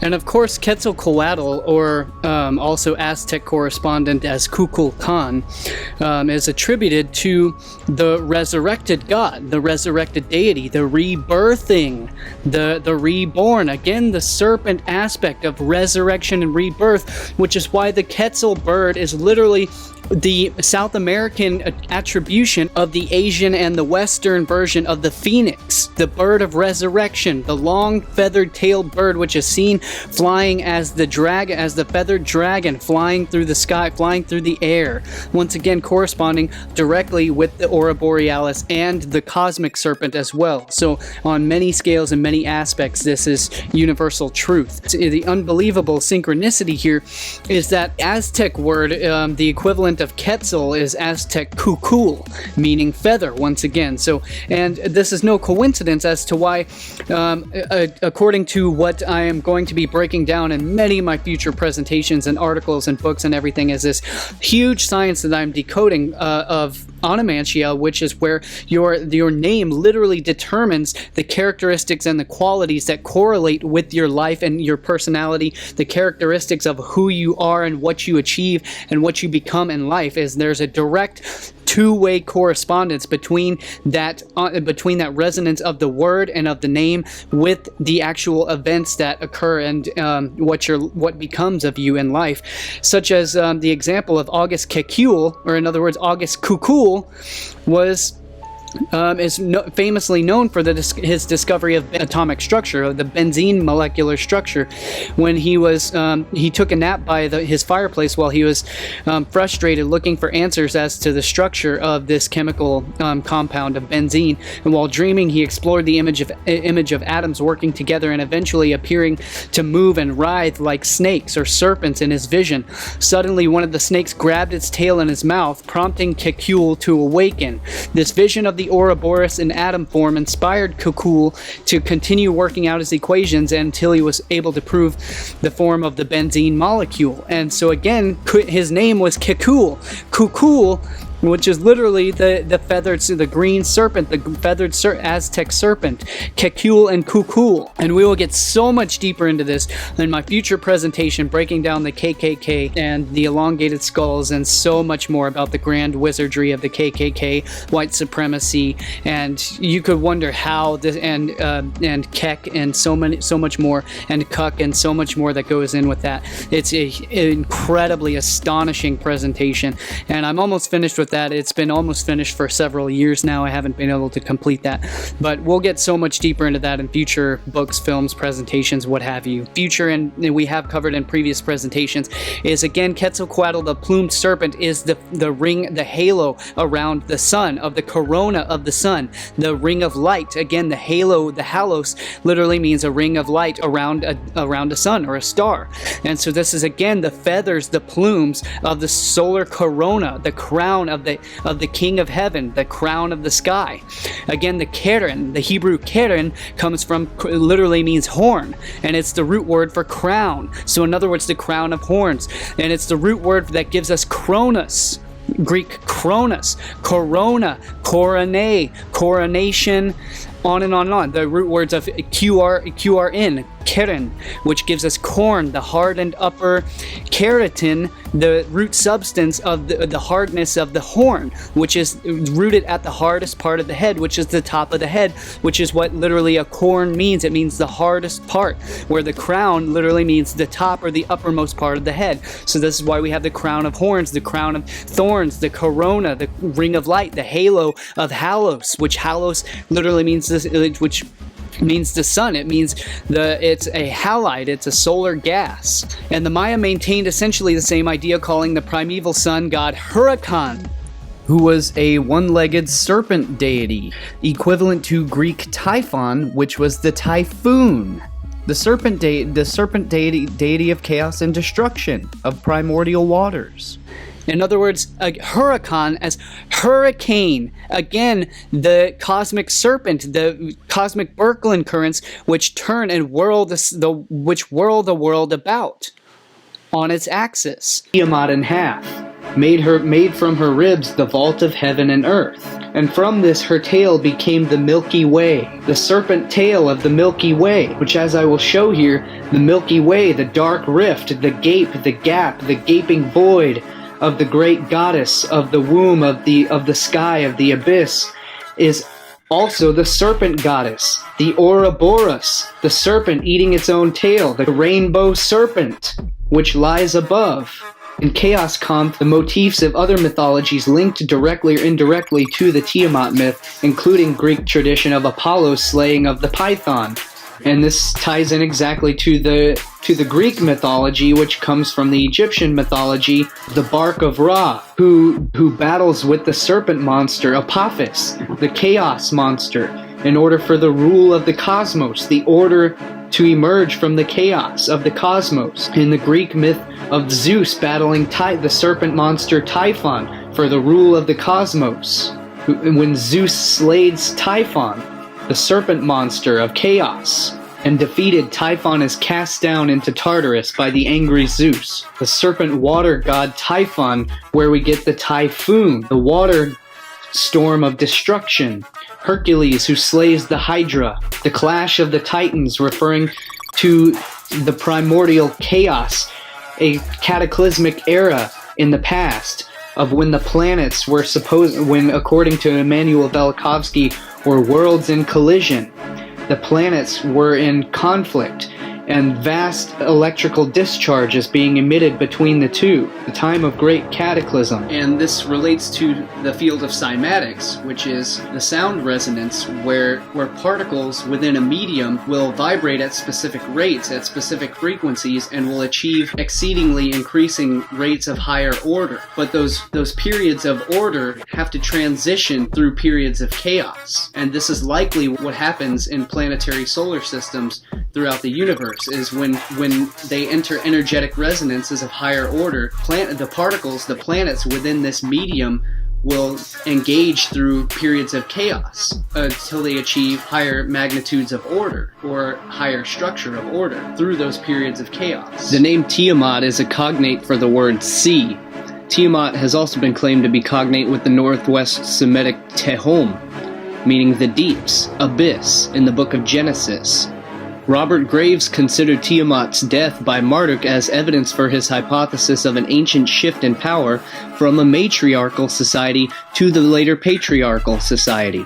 Graves' ideas were later developed into the Great Goddess theory. Theory suggests that Tiamat and other ancient monster figures were presented as former supreme deities of peaceful, woman-centered religions that were turned later into monsters when violent. In other words, they were later demonized and cast down. Their defeat at the hands of the male hero corresponded to the manner in which male-dominated religions overthrew an ancient peaceful society.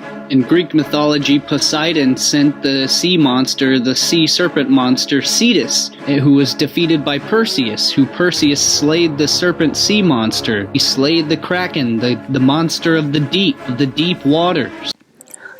And so this is how, yet again, the eye associated to light and enlightenment, and the eye associated with the sun is via what's known as the sundog, which is where the light refracts in a 360-degree spherical manner around as a halo around the sun due to the ice level of ice crystals in the atmosphere. And so again, we have the sun associated to the light and so associated with enlightenment and literally the eye of God or the eye of the sun, which contains the cosmic eye within its core as the god Hurricane, the eye of God, the eye of Ra. The eye of Ra was actually the eye of Saturn, or in other words, as Tolkien depicted, the eye of Sauron. Again, the evil eye, basically the serpent, the reptilian eye, the snake eye, as I covered so in depth in Symbols of Power Part 2 and Part 3 as well. But so we'll have to go back and I'll have to tie that into here as well, just to show you how significant this is.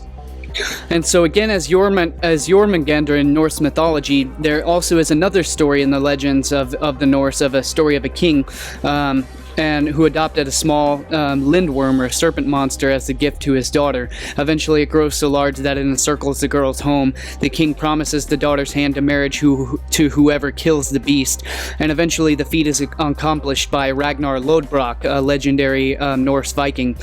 And later Ragnar is said to have had a son, and the son is born with the strange image in his eye, basically a defect or a type of image in his eye that was equated as the serpent as a white snake, or the Ouroboros encircling his iris, biting its own tail. Therefore, the son was named Sigurd, Snake in the Eye.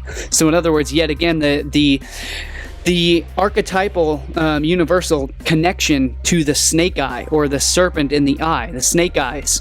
And we covered this so much. Literally almost the entire Symbols of Power Part 2 film was dedicated entirely to the symbolism of the serpent and the snake eye. So I'll give you a few examples here just to tie this in, to show you how significant it is. But please go back and watch the Symbols of Power Part 2 film once again and revisit that film. In the villa of all men, in the villa of all men, stands a solitary candle. At the center of it all, at the center of it all.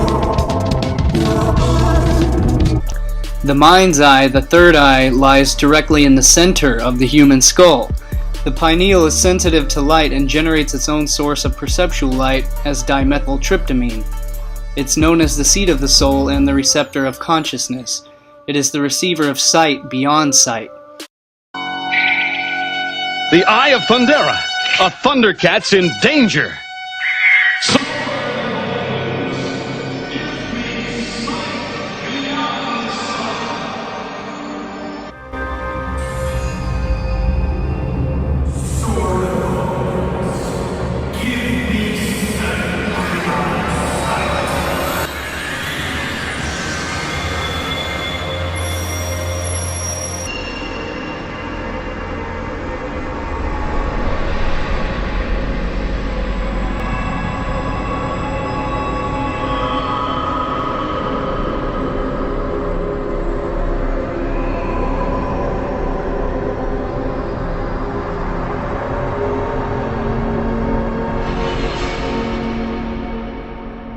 The wavelength beyond the visible light spectrum of far infrared to ultraviolet. Your spiritual eyes, the eyes that you used to see when dreaming, the eyes that see in the dark when you sleep. The solitary candle that burns throughout the night. It is said, if thine eye be single, the whole body shall be full of light. And notice how it's called the Villa of Ormond, which, when he says it in his English accent, sounds exactly similar to the Villa of Amen, which, as I've covered in one of my previous articles, the Villa of Amen of the human skull, the foramen being a hole where the nerves pass through. So it's the chamber of Amen, the solitary candle, the eternal flame, the light within the mind, the torch that bears through the underworld, the torch that is lit to carry through the underworld. All this is leading us to the rudimentary eye in the human brain. The pita linked to the word ophthalmos. Ophthalmos is ancient Greek meaning eye, as in the all-seeing eye, the pineal gland. The pitta that Iamblichus is writing about in his book De Mysteris Egyptorium, as the creative intellect, the lord of the truth and knowledge, the pita who will become pitta. All the past and all the secrets are in the words and the sounds. A long journey from the origins for the most sacred artifact of Egypt. The word ophthalmos, secularly described as being from the root words ops, meaning eye, see optic. A form related to thalamus, meaning inner room or chamber, or in other words, the third ventricle, the innermost chamber, the holy of holies. So ophthalmos, meaning eye, is a compound word composing of eye and thalamus, meaning inner room chamber of the inner eye. And I've gotten into arguments with Stephen Bankhurst of Spirit Science and Metaphysics website over all this theology and the etymology. He claims that ophthalmos can't possibly be talking about the pineal gland, can't possibly be referring to the third eye, and it simply is used in the context regarding the external eyes. But that is not true at all, and I will prove that through the etymology. See, again, they say that it comes from the word ops, meaning eye, plus thalamus. They would have you believe that ophthalmos is a compound word of ops plus thalamus, but that's not the case at all.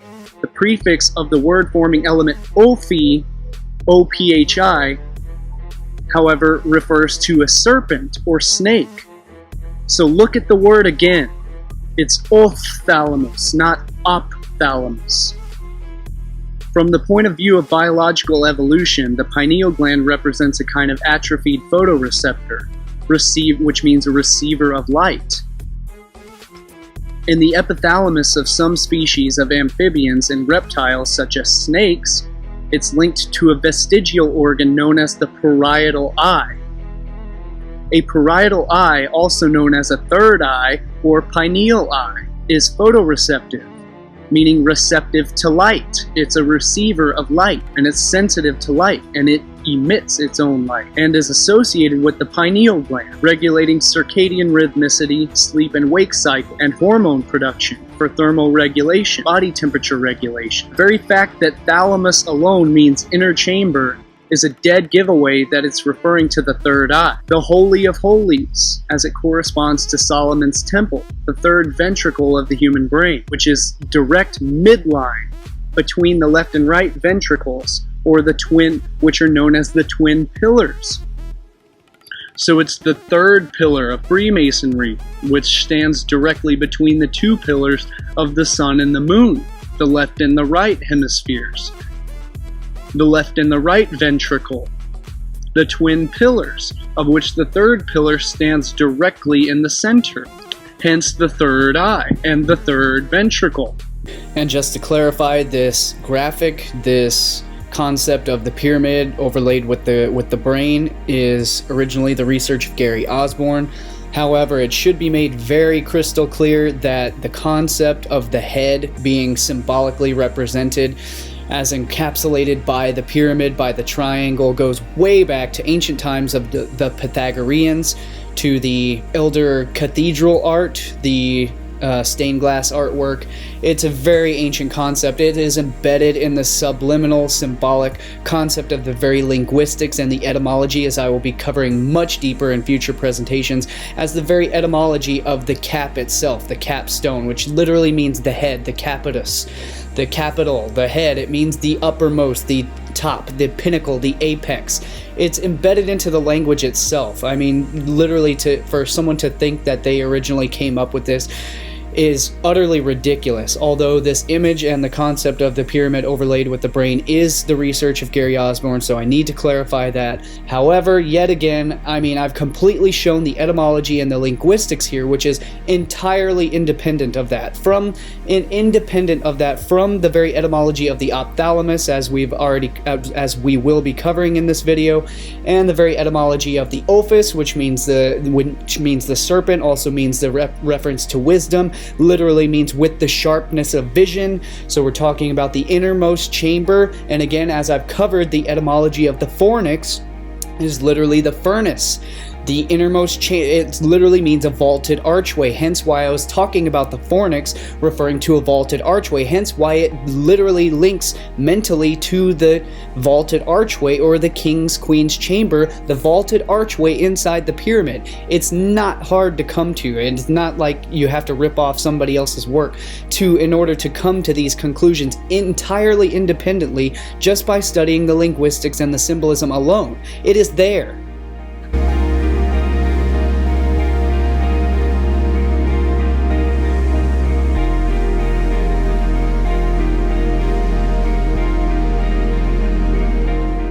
So refer to this amulet of King Tutankhamun's tomb, the amulet of the Uraeus serpent, where the Uraeus symbol was made to represent the goddess Wadjet, which was the ancient Egyptian serpent goddess. It was a serpent deity, and what this amulet is depicting with the Uraeus is it's depicting snake eyes. Snakes have sight beyond sight because they can see in the infrared spectrum. So in other words, they have heat vision. They can sense infrared heat. So they have thermal vision. So they can see beyond the typical spectrum of visible light that humans can see.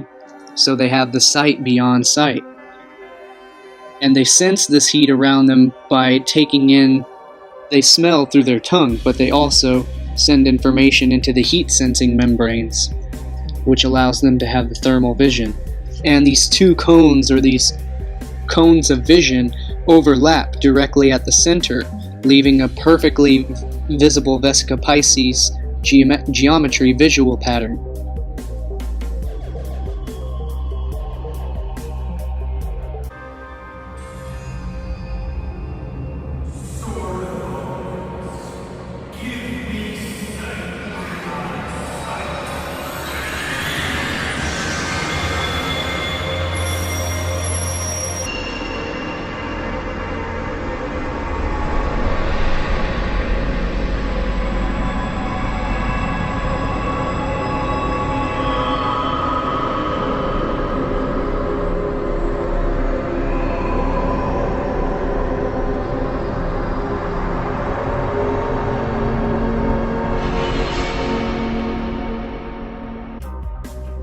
The eye of the snake, the third eye, the all-seeing eye, the parietal eye, a vestigial remnant of the reptilian anatomy, the reptilian physiology, which the human brain is segmented into three main segments. You have the pons, or in other words, the brain stem, which regards to survival and direct basic needs, and then you have the midbrain, which relates to emotions, and which is the mammalian brain, which relates to emotions and temperature regulation and hormone production. And then you have the newest development of the brain, which is the neocortex, which is related to higher thinking and higher cognitive abilities, rational functioning, problem solving.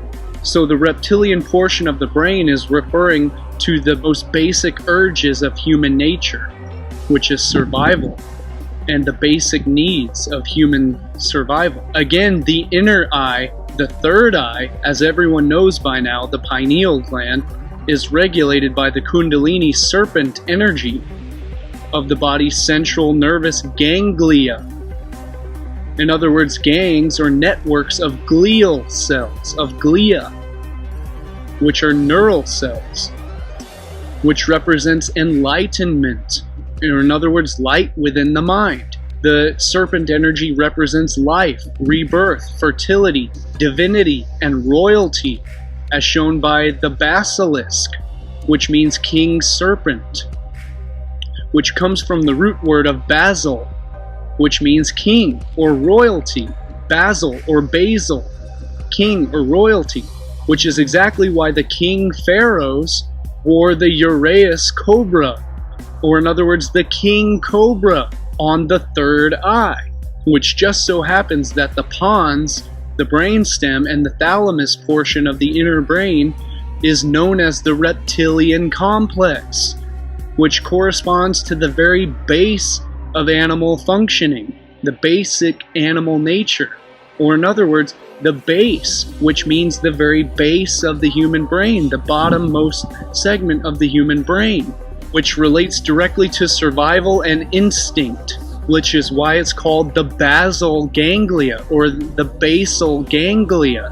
Literally means the base of the brain. It's the most basic ganglia of the human brain, which is why the base of the brain, or the basal ganglia, looks exactly like a hooded cobra standing on its tail, standing erect.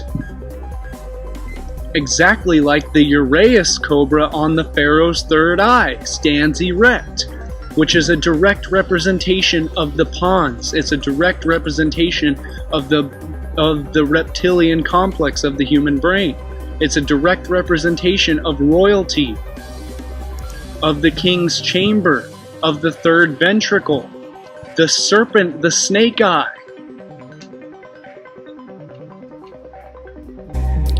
And so now you finally understand why the pharaoh's headdress is designed strategically, specifically, to allude to the process of enlightenment, of the serpent, the light of the serpent of light. Yet again, the serpent clan, wise as serpents, the dragon lineage. I'm a snake. The pineal gland is the only midline brain structure that is unpaired or azygous. It's not directly bisymmetrical, and it takes its name from its pine cone shape.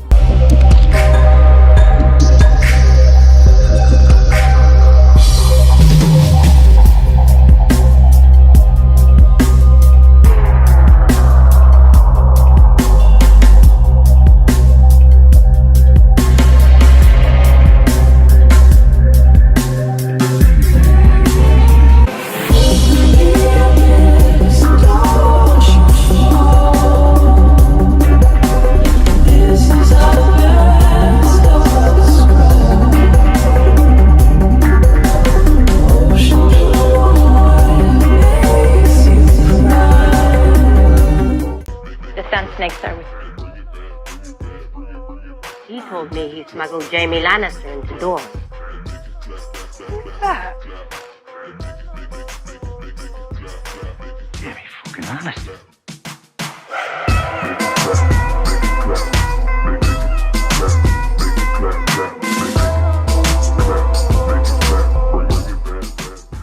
Only one God can save us, but not without his eyes.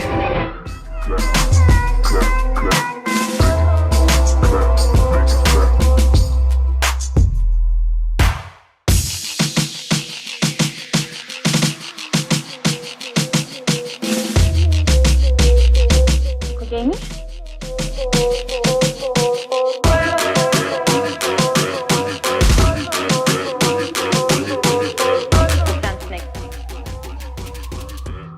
That's a storm.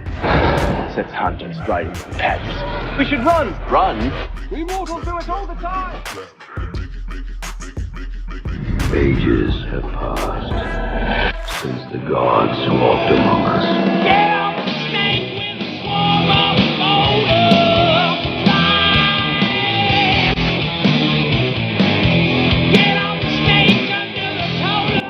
Sugar, do we have worm sign?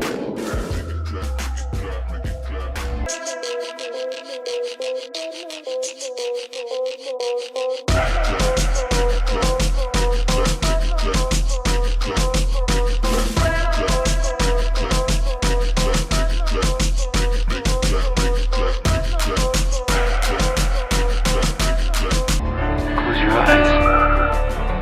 You see the snake. Moses. Oh! Kiss the serpent. I must not fear. Fear is the mind killer. But to kiss it without fear will take us through the garden. Is it a dream where you see yourself standing in sort of sun god robes on a pyramid with 1,000 naked women? Ride the snake.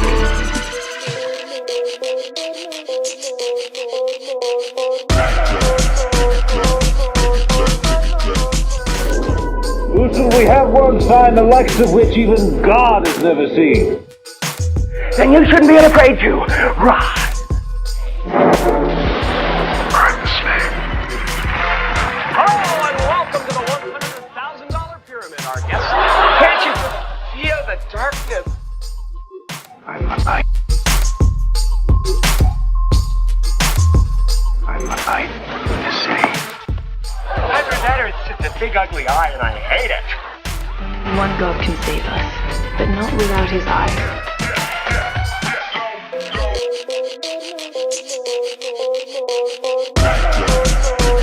Through the all-seeing eye.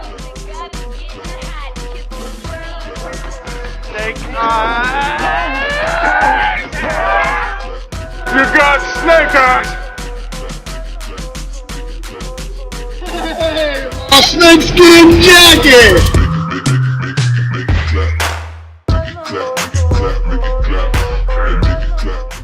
I found it! Him! Then! The third degree master mason of the blue line. Hey!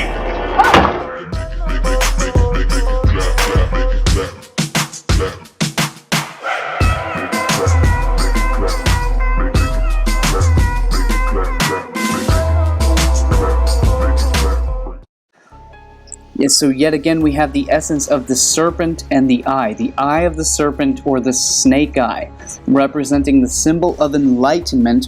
Again, the serpent of light, representing the serpent of the cosmic light, as well as the solar light, electric light, the electromagnetic plasmoid.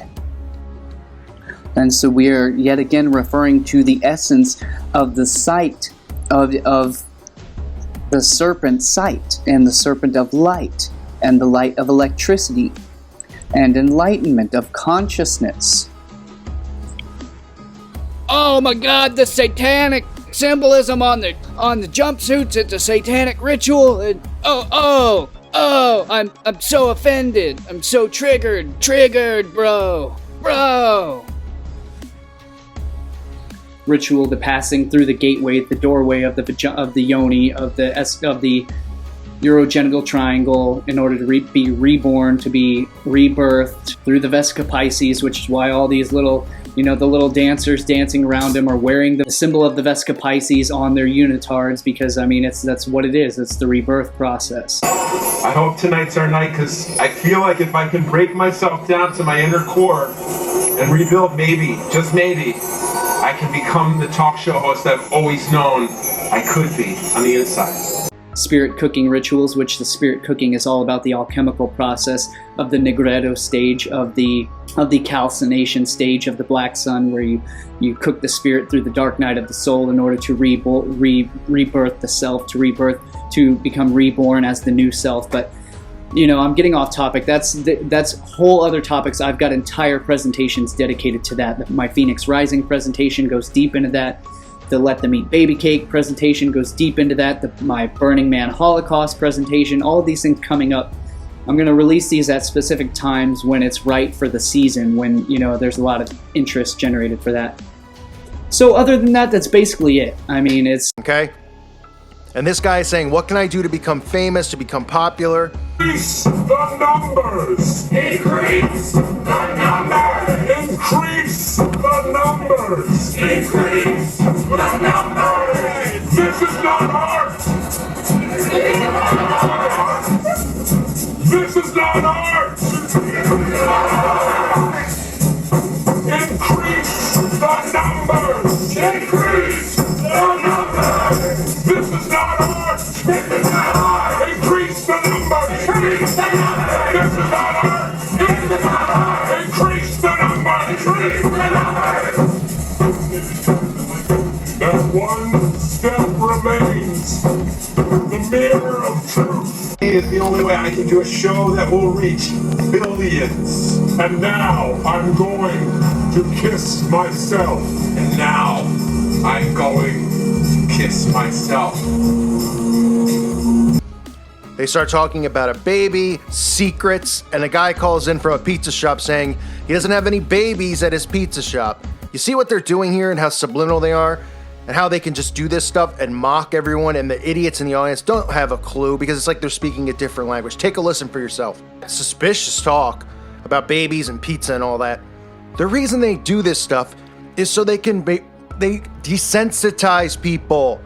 When they stumble upon people like me and others who are trying to expose the occult and show you their satanic rituals and trying to help children because children are the victims, people automatically dismiss it and they go, oh, you're some nut job. Oh, you're talking about cults like they're real. Oh, you're talking about blood rituals like they're real. Oh, you're talking about baby sacrifice like it's real.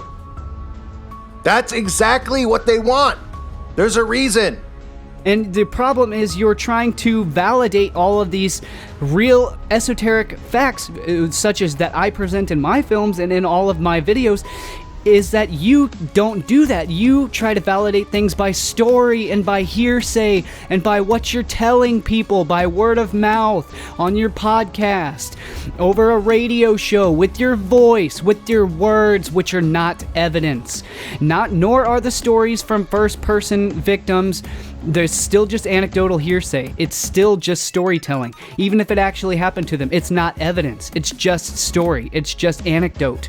That is not evidence. What I am showing in my full presentations is hard evidence. I can demonstrate where blood ritual sacrifice comes from, and I have a full film presentation and a written book presentation dedicated to it, called The Occult Origins of Blessing, on patreon.com/liftingtheveil, and that will be a full film coming out, and I've explained that briefly here in this presentation as well, and in countless others of my upcoming ones and my already published ones, is that it comes from the ancient Hebrew ritual blood sacrifice system, which is known as, literally in the Torah, as the sacrificial system. So my point here is that you can't go around just saying things, trying to prove your point by saying it. I mean, sure, you can do that, but that is contributing to the complete censorship of the internet, because it's making us all look bad by association with wild, crazy conspiracy theories that aren't validated by any facts or supported by any evidence. It's all just story and hearsay, and that's not how we get to the truth. That's not how we advance the cause of protecting the children. You know, this is exactly the point of what a psyop is, a psychological operation. It is deliberate, astroturfed disinformation put out specifically to have those keywords already pre-programmed into your mind. Suspicious talk about babies and pizza and all that. So that then they follow up with this bait that they put out, and they trigger your own apophenia to where you hear two key words. You hear babies and you hear pizza, and you instantly, your mind connects the two, and your own precognitive bias, your own apophenia kicks in based upon the predictive programming that they have already put out with the seeded disinformation, astroturfed psychological operation of the fake Pizzagate. Not the real esoteric truth behind the Pizzagate, but the fake Pizzagate pizza shop and the babies and the baby in the pizza shop and all of that. But we'll go so much deeper in my future full films that I've got about the true meaning of let them eat, let them eat the what I titled it, let them eat cake. Etymology for the baby, let them eat the baby. But we're not going to get into that.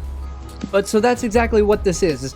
Okay, so what if it's just your apophenia and you are just pre-programmed and triggered to connect these two words together, and they are baiting you in order for ratings, because they know that's how they're going to get the ratings up on this show, is by getting it viral all over YouTube by the largest YouTube channel, conspiracy channels out there, repeating it and repeating it and repeating it, such as a call for an uprising. One of the largest, most popular, most successful conspiracy channels on the internet today. Over 700,000 subscribers, I think it is. Something ridiculous like that. Because they know that people won't take this stuff seriously. Now, you'll see in this ritual, the guy drinks some type of, fecal matter looking thing, some tea, special tea. He's then covered with blood, covered with dirt. They really do this stuff. in their rituals. That's how sick, perverse, and bizarre these people are. But they truly believe it works in their black magic rituals, and there probably wouldn't be a reason they did it if it didn't work. I'm just going to show you little clips here and there because I won't be able to upload the whole clip. It's like a 15-minute ritual thing. You'll see people running around and they have the sigils all over them. You see the things, the numbers, or the... And see, this is why they have Mr. Gethard prepared as the initiate, as the neophyte, entering within the Temple of the Mysteries, humbling himself before the congregation, dressed as the initiate with the noose around the neck, with the garlands around the neck, and the robe and the sacred garments have been prepared for him. Satanic rituals. When I show clips from McMartin, Ted Gunderson talking about the symbols that were found on the scene where they believe the rituals were performed. These are what they're wearing on their clothes. The casual people see this and they just go, oh, okay. What do you think? They got together in a room and they were like, let's make up a symbol here. Here, make an 8 and let's put an arrow through it. Okay, and then let's put a crescent moon. Okay, then we'll have cloaks. I mean, where do people think and just go, oh yeah, somebody just wrote this randomly. And you're seeing this stuff all over the place, right? Rituals. Why do you think they're talking about it? They're doing it because they know people are onto them and they have to make mockery of it, just like Taco Bell with the Bell Illuminati. That's the reasoning for it. It's the only reasoning for it. They are desensitizing people. So you'll see that. You'll see the mirror used, him kissing himself in the mirror, and people chanting all sorts of things. They're not doing it to be, hey, this is really, really funny. Because listen, nobody's laughing. Okay? Take a look. Back to the Chris Gethard Show. I'm your host, Chris Gethard. Let us stare upon his baby skin and chest hair, which can be accurately summed up as not yet a man, but not still a boy. There's not much of a metaphor here. This one is just pretty clear cut. Make him a dirt person.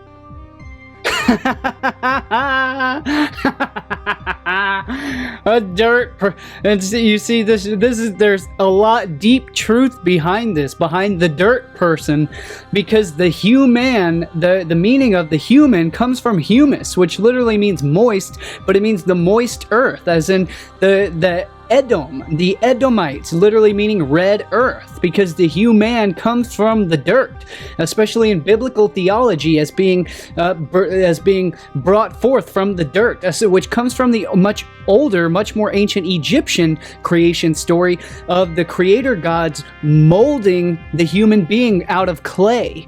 The god, as well as the Greek mythology, shared the same creation story as well. The gods molded the human out of clay. And it's funny, Zoolander, Will Ferrell also stars in Zoolander, where Zoolander makes an allusion to this as well, where model comes from a misshapen ball of clay. So the dirt person, we are the dirt people. We are the people of the earth. We come from the minerals, the elements, the chemical elements of the earth itself. You are the dirt person. You are you are the humus, which is where we get the root word of humorous and human, coming from humus, the moist earth. The Edomites, the red earth. From Proto-Indo-European homan, literally earthly or earthly being, as opposed to the gods. From the Indo-European root dehem, meaning earth. And compare Hebrew Adam, which is man, from Adama, which is ground. In other words, the Adamu in Sumerian was created from the earth, created from the soil, from the ground, which is where we get the biblical creation story from, is from the earlier Sumerian and Akkadian Babylonian Enuma Elish of the creation story. And this is the same root of Proto-Indo-European, again, of humus, which is Latin for earth, soil. And so to understand any esoteric nature of etymology, we have to understand what the language, where the words arise from, what the words are meant to describe, the thought and the qualities and the properties that they are meant to describe, to describe. In other words, to take from the writing, such as humor coming from fluid or juice of an animal or plant. In other words, liquid, dampness, medical humor. And this is because related to humor, to be wet, moist. Again, humor, bodily fluid. To become wet, linked with humid. And how is humor, what does humor have to do with becoming wet or humid? Well, because when you laugh your ass off, you laugh so hard that the fluid or the juice makes moist or becomes wet. You wet yourself. The humor is so funny that you moisten yourself. You become wet. You become humid by the bodily juices, the bodily fluids. And yet again, these etymologies are rooted in essence, in the very essence, the quintessence, in the elemental or alchemical nature of old medieval and ancient alchemy. Because again, the humor in ancient alchemy was referred to as one of the four bodily fluids of the human body in old medical and medieval medical anatomy, such as the blood, phlegm, choler or cholesterol, and melancholy or black bile, whose properties were thought to determine the physical condition and the state of one's mind, leading to a sense of mood or a temporary state of mind, with the sense of the amusing quality, the funniness, jocular turn of mind. So in other words, these bodily fluids are associated with the state of the condition of the human mind or the human body. In other words, the human, the wetness, the moist earth, the elemental nature of the earth, and the divisions of the four qualities of what this word means, of the bodily fluids of the human nature. So this is why I love this work that I do so much, because I understand what everything actually, what it means. I understand the thought process that goes into constructing and deconstructing the language that we are using to communicate.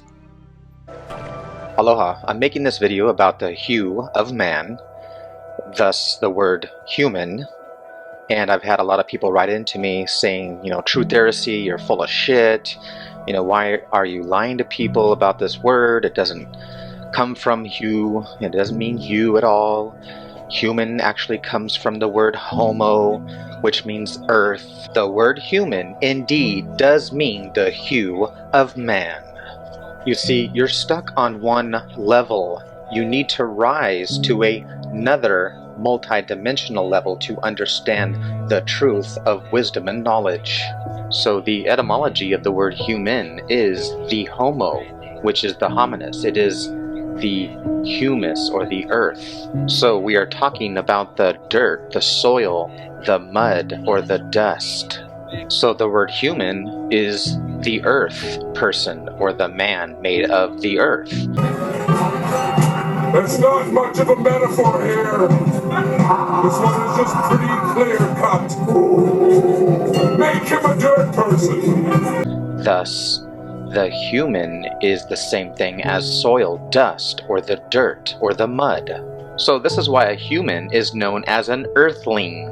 And of course, the Bible has the story of man, or humans, being created from the dust, the dirt, the soil, or the earth of the ground. And so the Elohim created Adam, which comes from the Hebrew word Edom, which means red. So an Edomite is one that is red. Thus Adam is Edom, the red one. And the name comes from the soil, the dirt, or the earth that actually comes from the Fertile Crescent in the Levant. So when you do some research and you actually look at the pictures from the Levant area, you'll notice that the soil actually is red. It has a reddish brown tint to it. So man, or the human, is the earthling made from the earth. Thus even a black man is actually an Edomite. They are Adam, or Edom. They are the red one.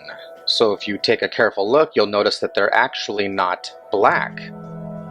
colored people are of color. They are of a variance of colors, of reds and blacks and browns and tans. They have different variant shades or hues, and they fall into the Adam or the red scale of the color hues.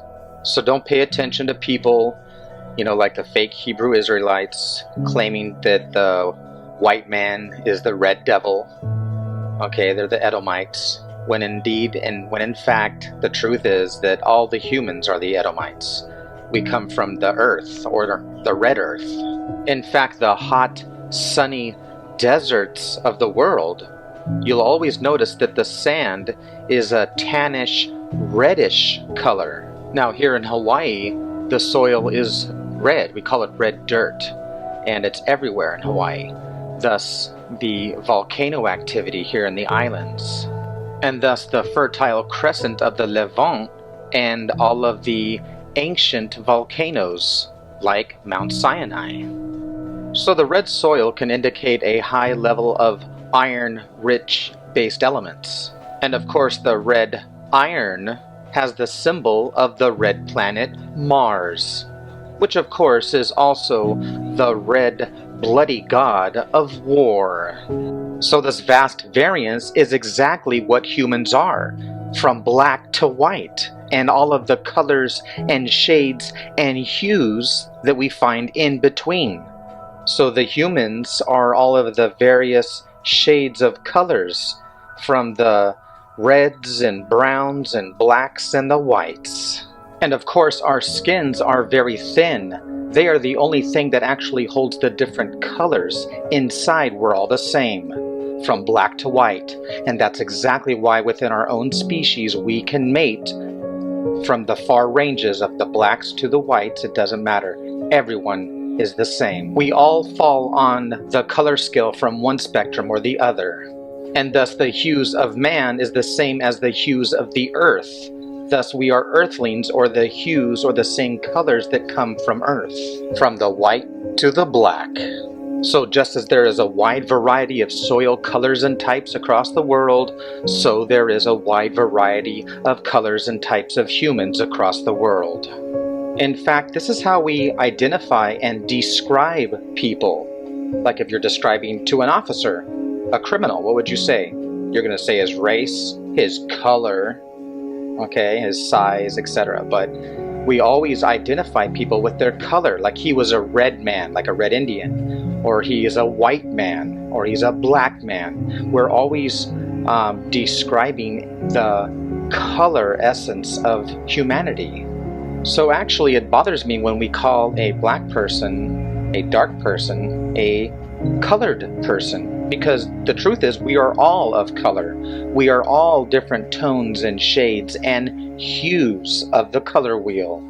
So we are all people of colors or different hues from our skin. Thus, the color people of the earth. In fact, when you look up the etymology for the word color, the first word you read is skin color, because it has to do with the variance in the color of the body, the chroma. And we find the word chroma in the very essence of the word chromosome, which is basically all of the DNA structure of all of mankind. Therefore, the chromosome is a chroma, meaning the color, and the some is actually the body, thus the body of color. So Adam is Adam. He is the red one. He is the man of color, which comes from the hues of the color tones of the earth. Thus, mankind is the humans, or the hue of man. We are the earthlings. So it's pretty much the same in the animal kingdom as well. We are animals of color, of variance from one degree to another. Thus the black and the white, the browns and the tans, and all of the various shades and hues that we find in between. So don't be a racist fool, because the skin color has absolutely nothing to do with anything. It's merely just a color of the rainbow. But we're all part of that rainbow. So ask yourself, what's really better, a black dog or a white dog, or a white mouse or a black mouse, or a black bear or a white bear? It doesn't matter. We're all the same, regardless of our skin color, because we are the colored people. We are the humans. We are the hue of man. So end the ignorance and end the racism, because mankind belongs to one race only, the human race. Pick up that dirt and throw the dirt upon his face.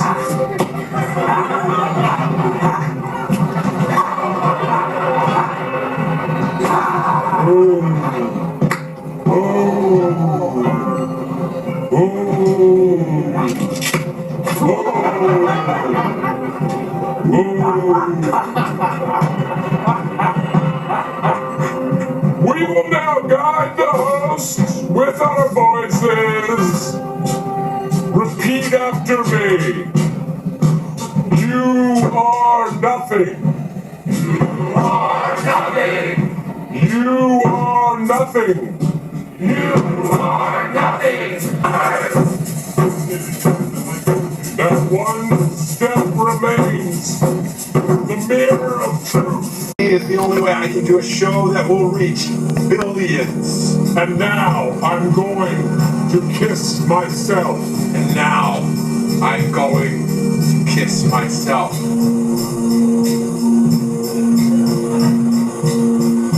Deeply and passionately. Deeply and passionately.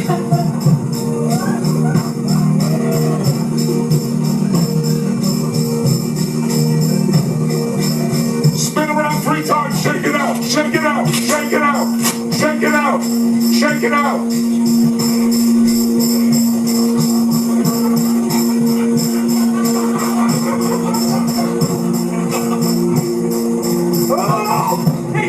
The simple fact is that all you got to do is look at who he associates with. You know, anyone associates with Marina Abramovich is a Satanist. It's plain and simple.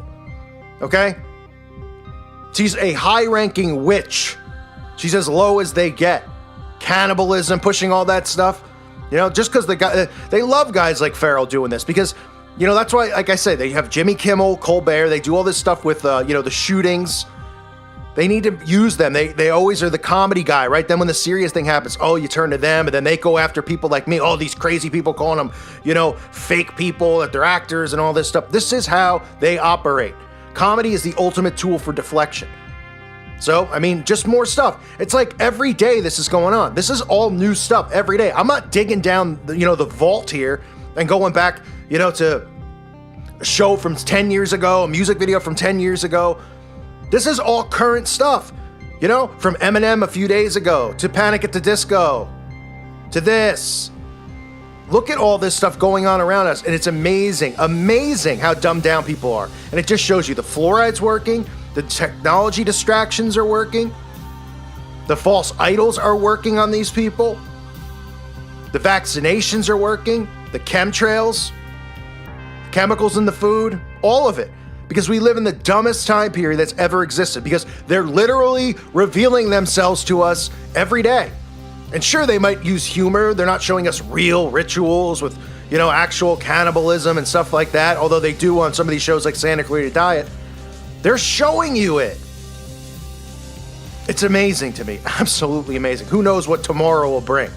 It's just a never-ending nightmare with this stuff. I hope, you know, you were able to see the clips and you were able to understand them. I'm recording this as I'm trying to get the clips to render and work. And I apologize for the quality again of the clips, but that is not the purpose of this. If you actually want to watch the full episode, I think you can download it or watch it somewhere. It's on True TV. You know, if you want to see the whole thing. It's just a complete and utter joke. When will people wake up? We can only pray soon, before it's too late for them. And thank you for listening to today's show. God bless all of you and your families. So thank you for your time, guys. Make sure to like, subscribe, share this video around. Leave me your comments down below. Let me know what you think about it. Let me know what you think.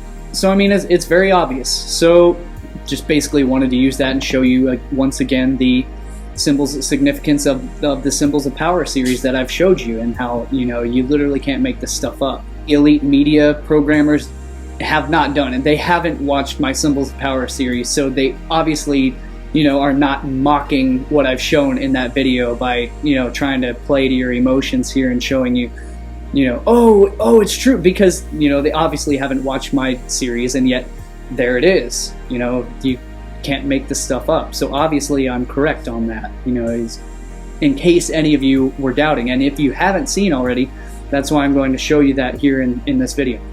And thank you guys for sending me these types of links and content to generate, things that I can generate a lot of interest for this content around. I'd love to hear your comments on that in the section down below, so that way I can go through and read some of what you have to say about it. If this is the type of content that interests you, make sure to check out my full presentations, as well as my further research, my further films, and my previous videos that you can find in the full archives at patreon.com/liftingtheveil. The link will be in the description below, and all my cited source links will be in that article description as well. And I'm sorry I didn't want to make this too long. I wanted to make this a short video. And as always, I want to thank you guys for taking the time to watch my videos. If you enjoy this information, please share it around with anyone who you think might also appreciate the information. It's my greatest passion, and my purpose and my mission is to continue to produce genuinely inspired and meaningful, uplifting content, intellectual pieces of art.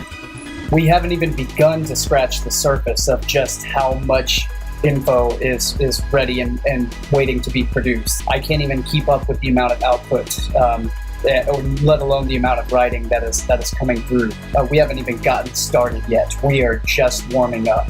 And so we just need to take care of this business, guys, because as it stands right now, I am not able to do this full time. I simply am not making enough to pay off the amount of effort that goes into these. So I can't practically do it right now. So we have to meet these minimum goals. Otherwise, I can't do this. Please help me continue in this mission. And check out the merch in the links below. Help support my channel that way, or support my channel on patreon.com/liftingtheveil. Links in the description below. And I will see you guys in the next video. There is so much more content coming up.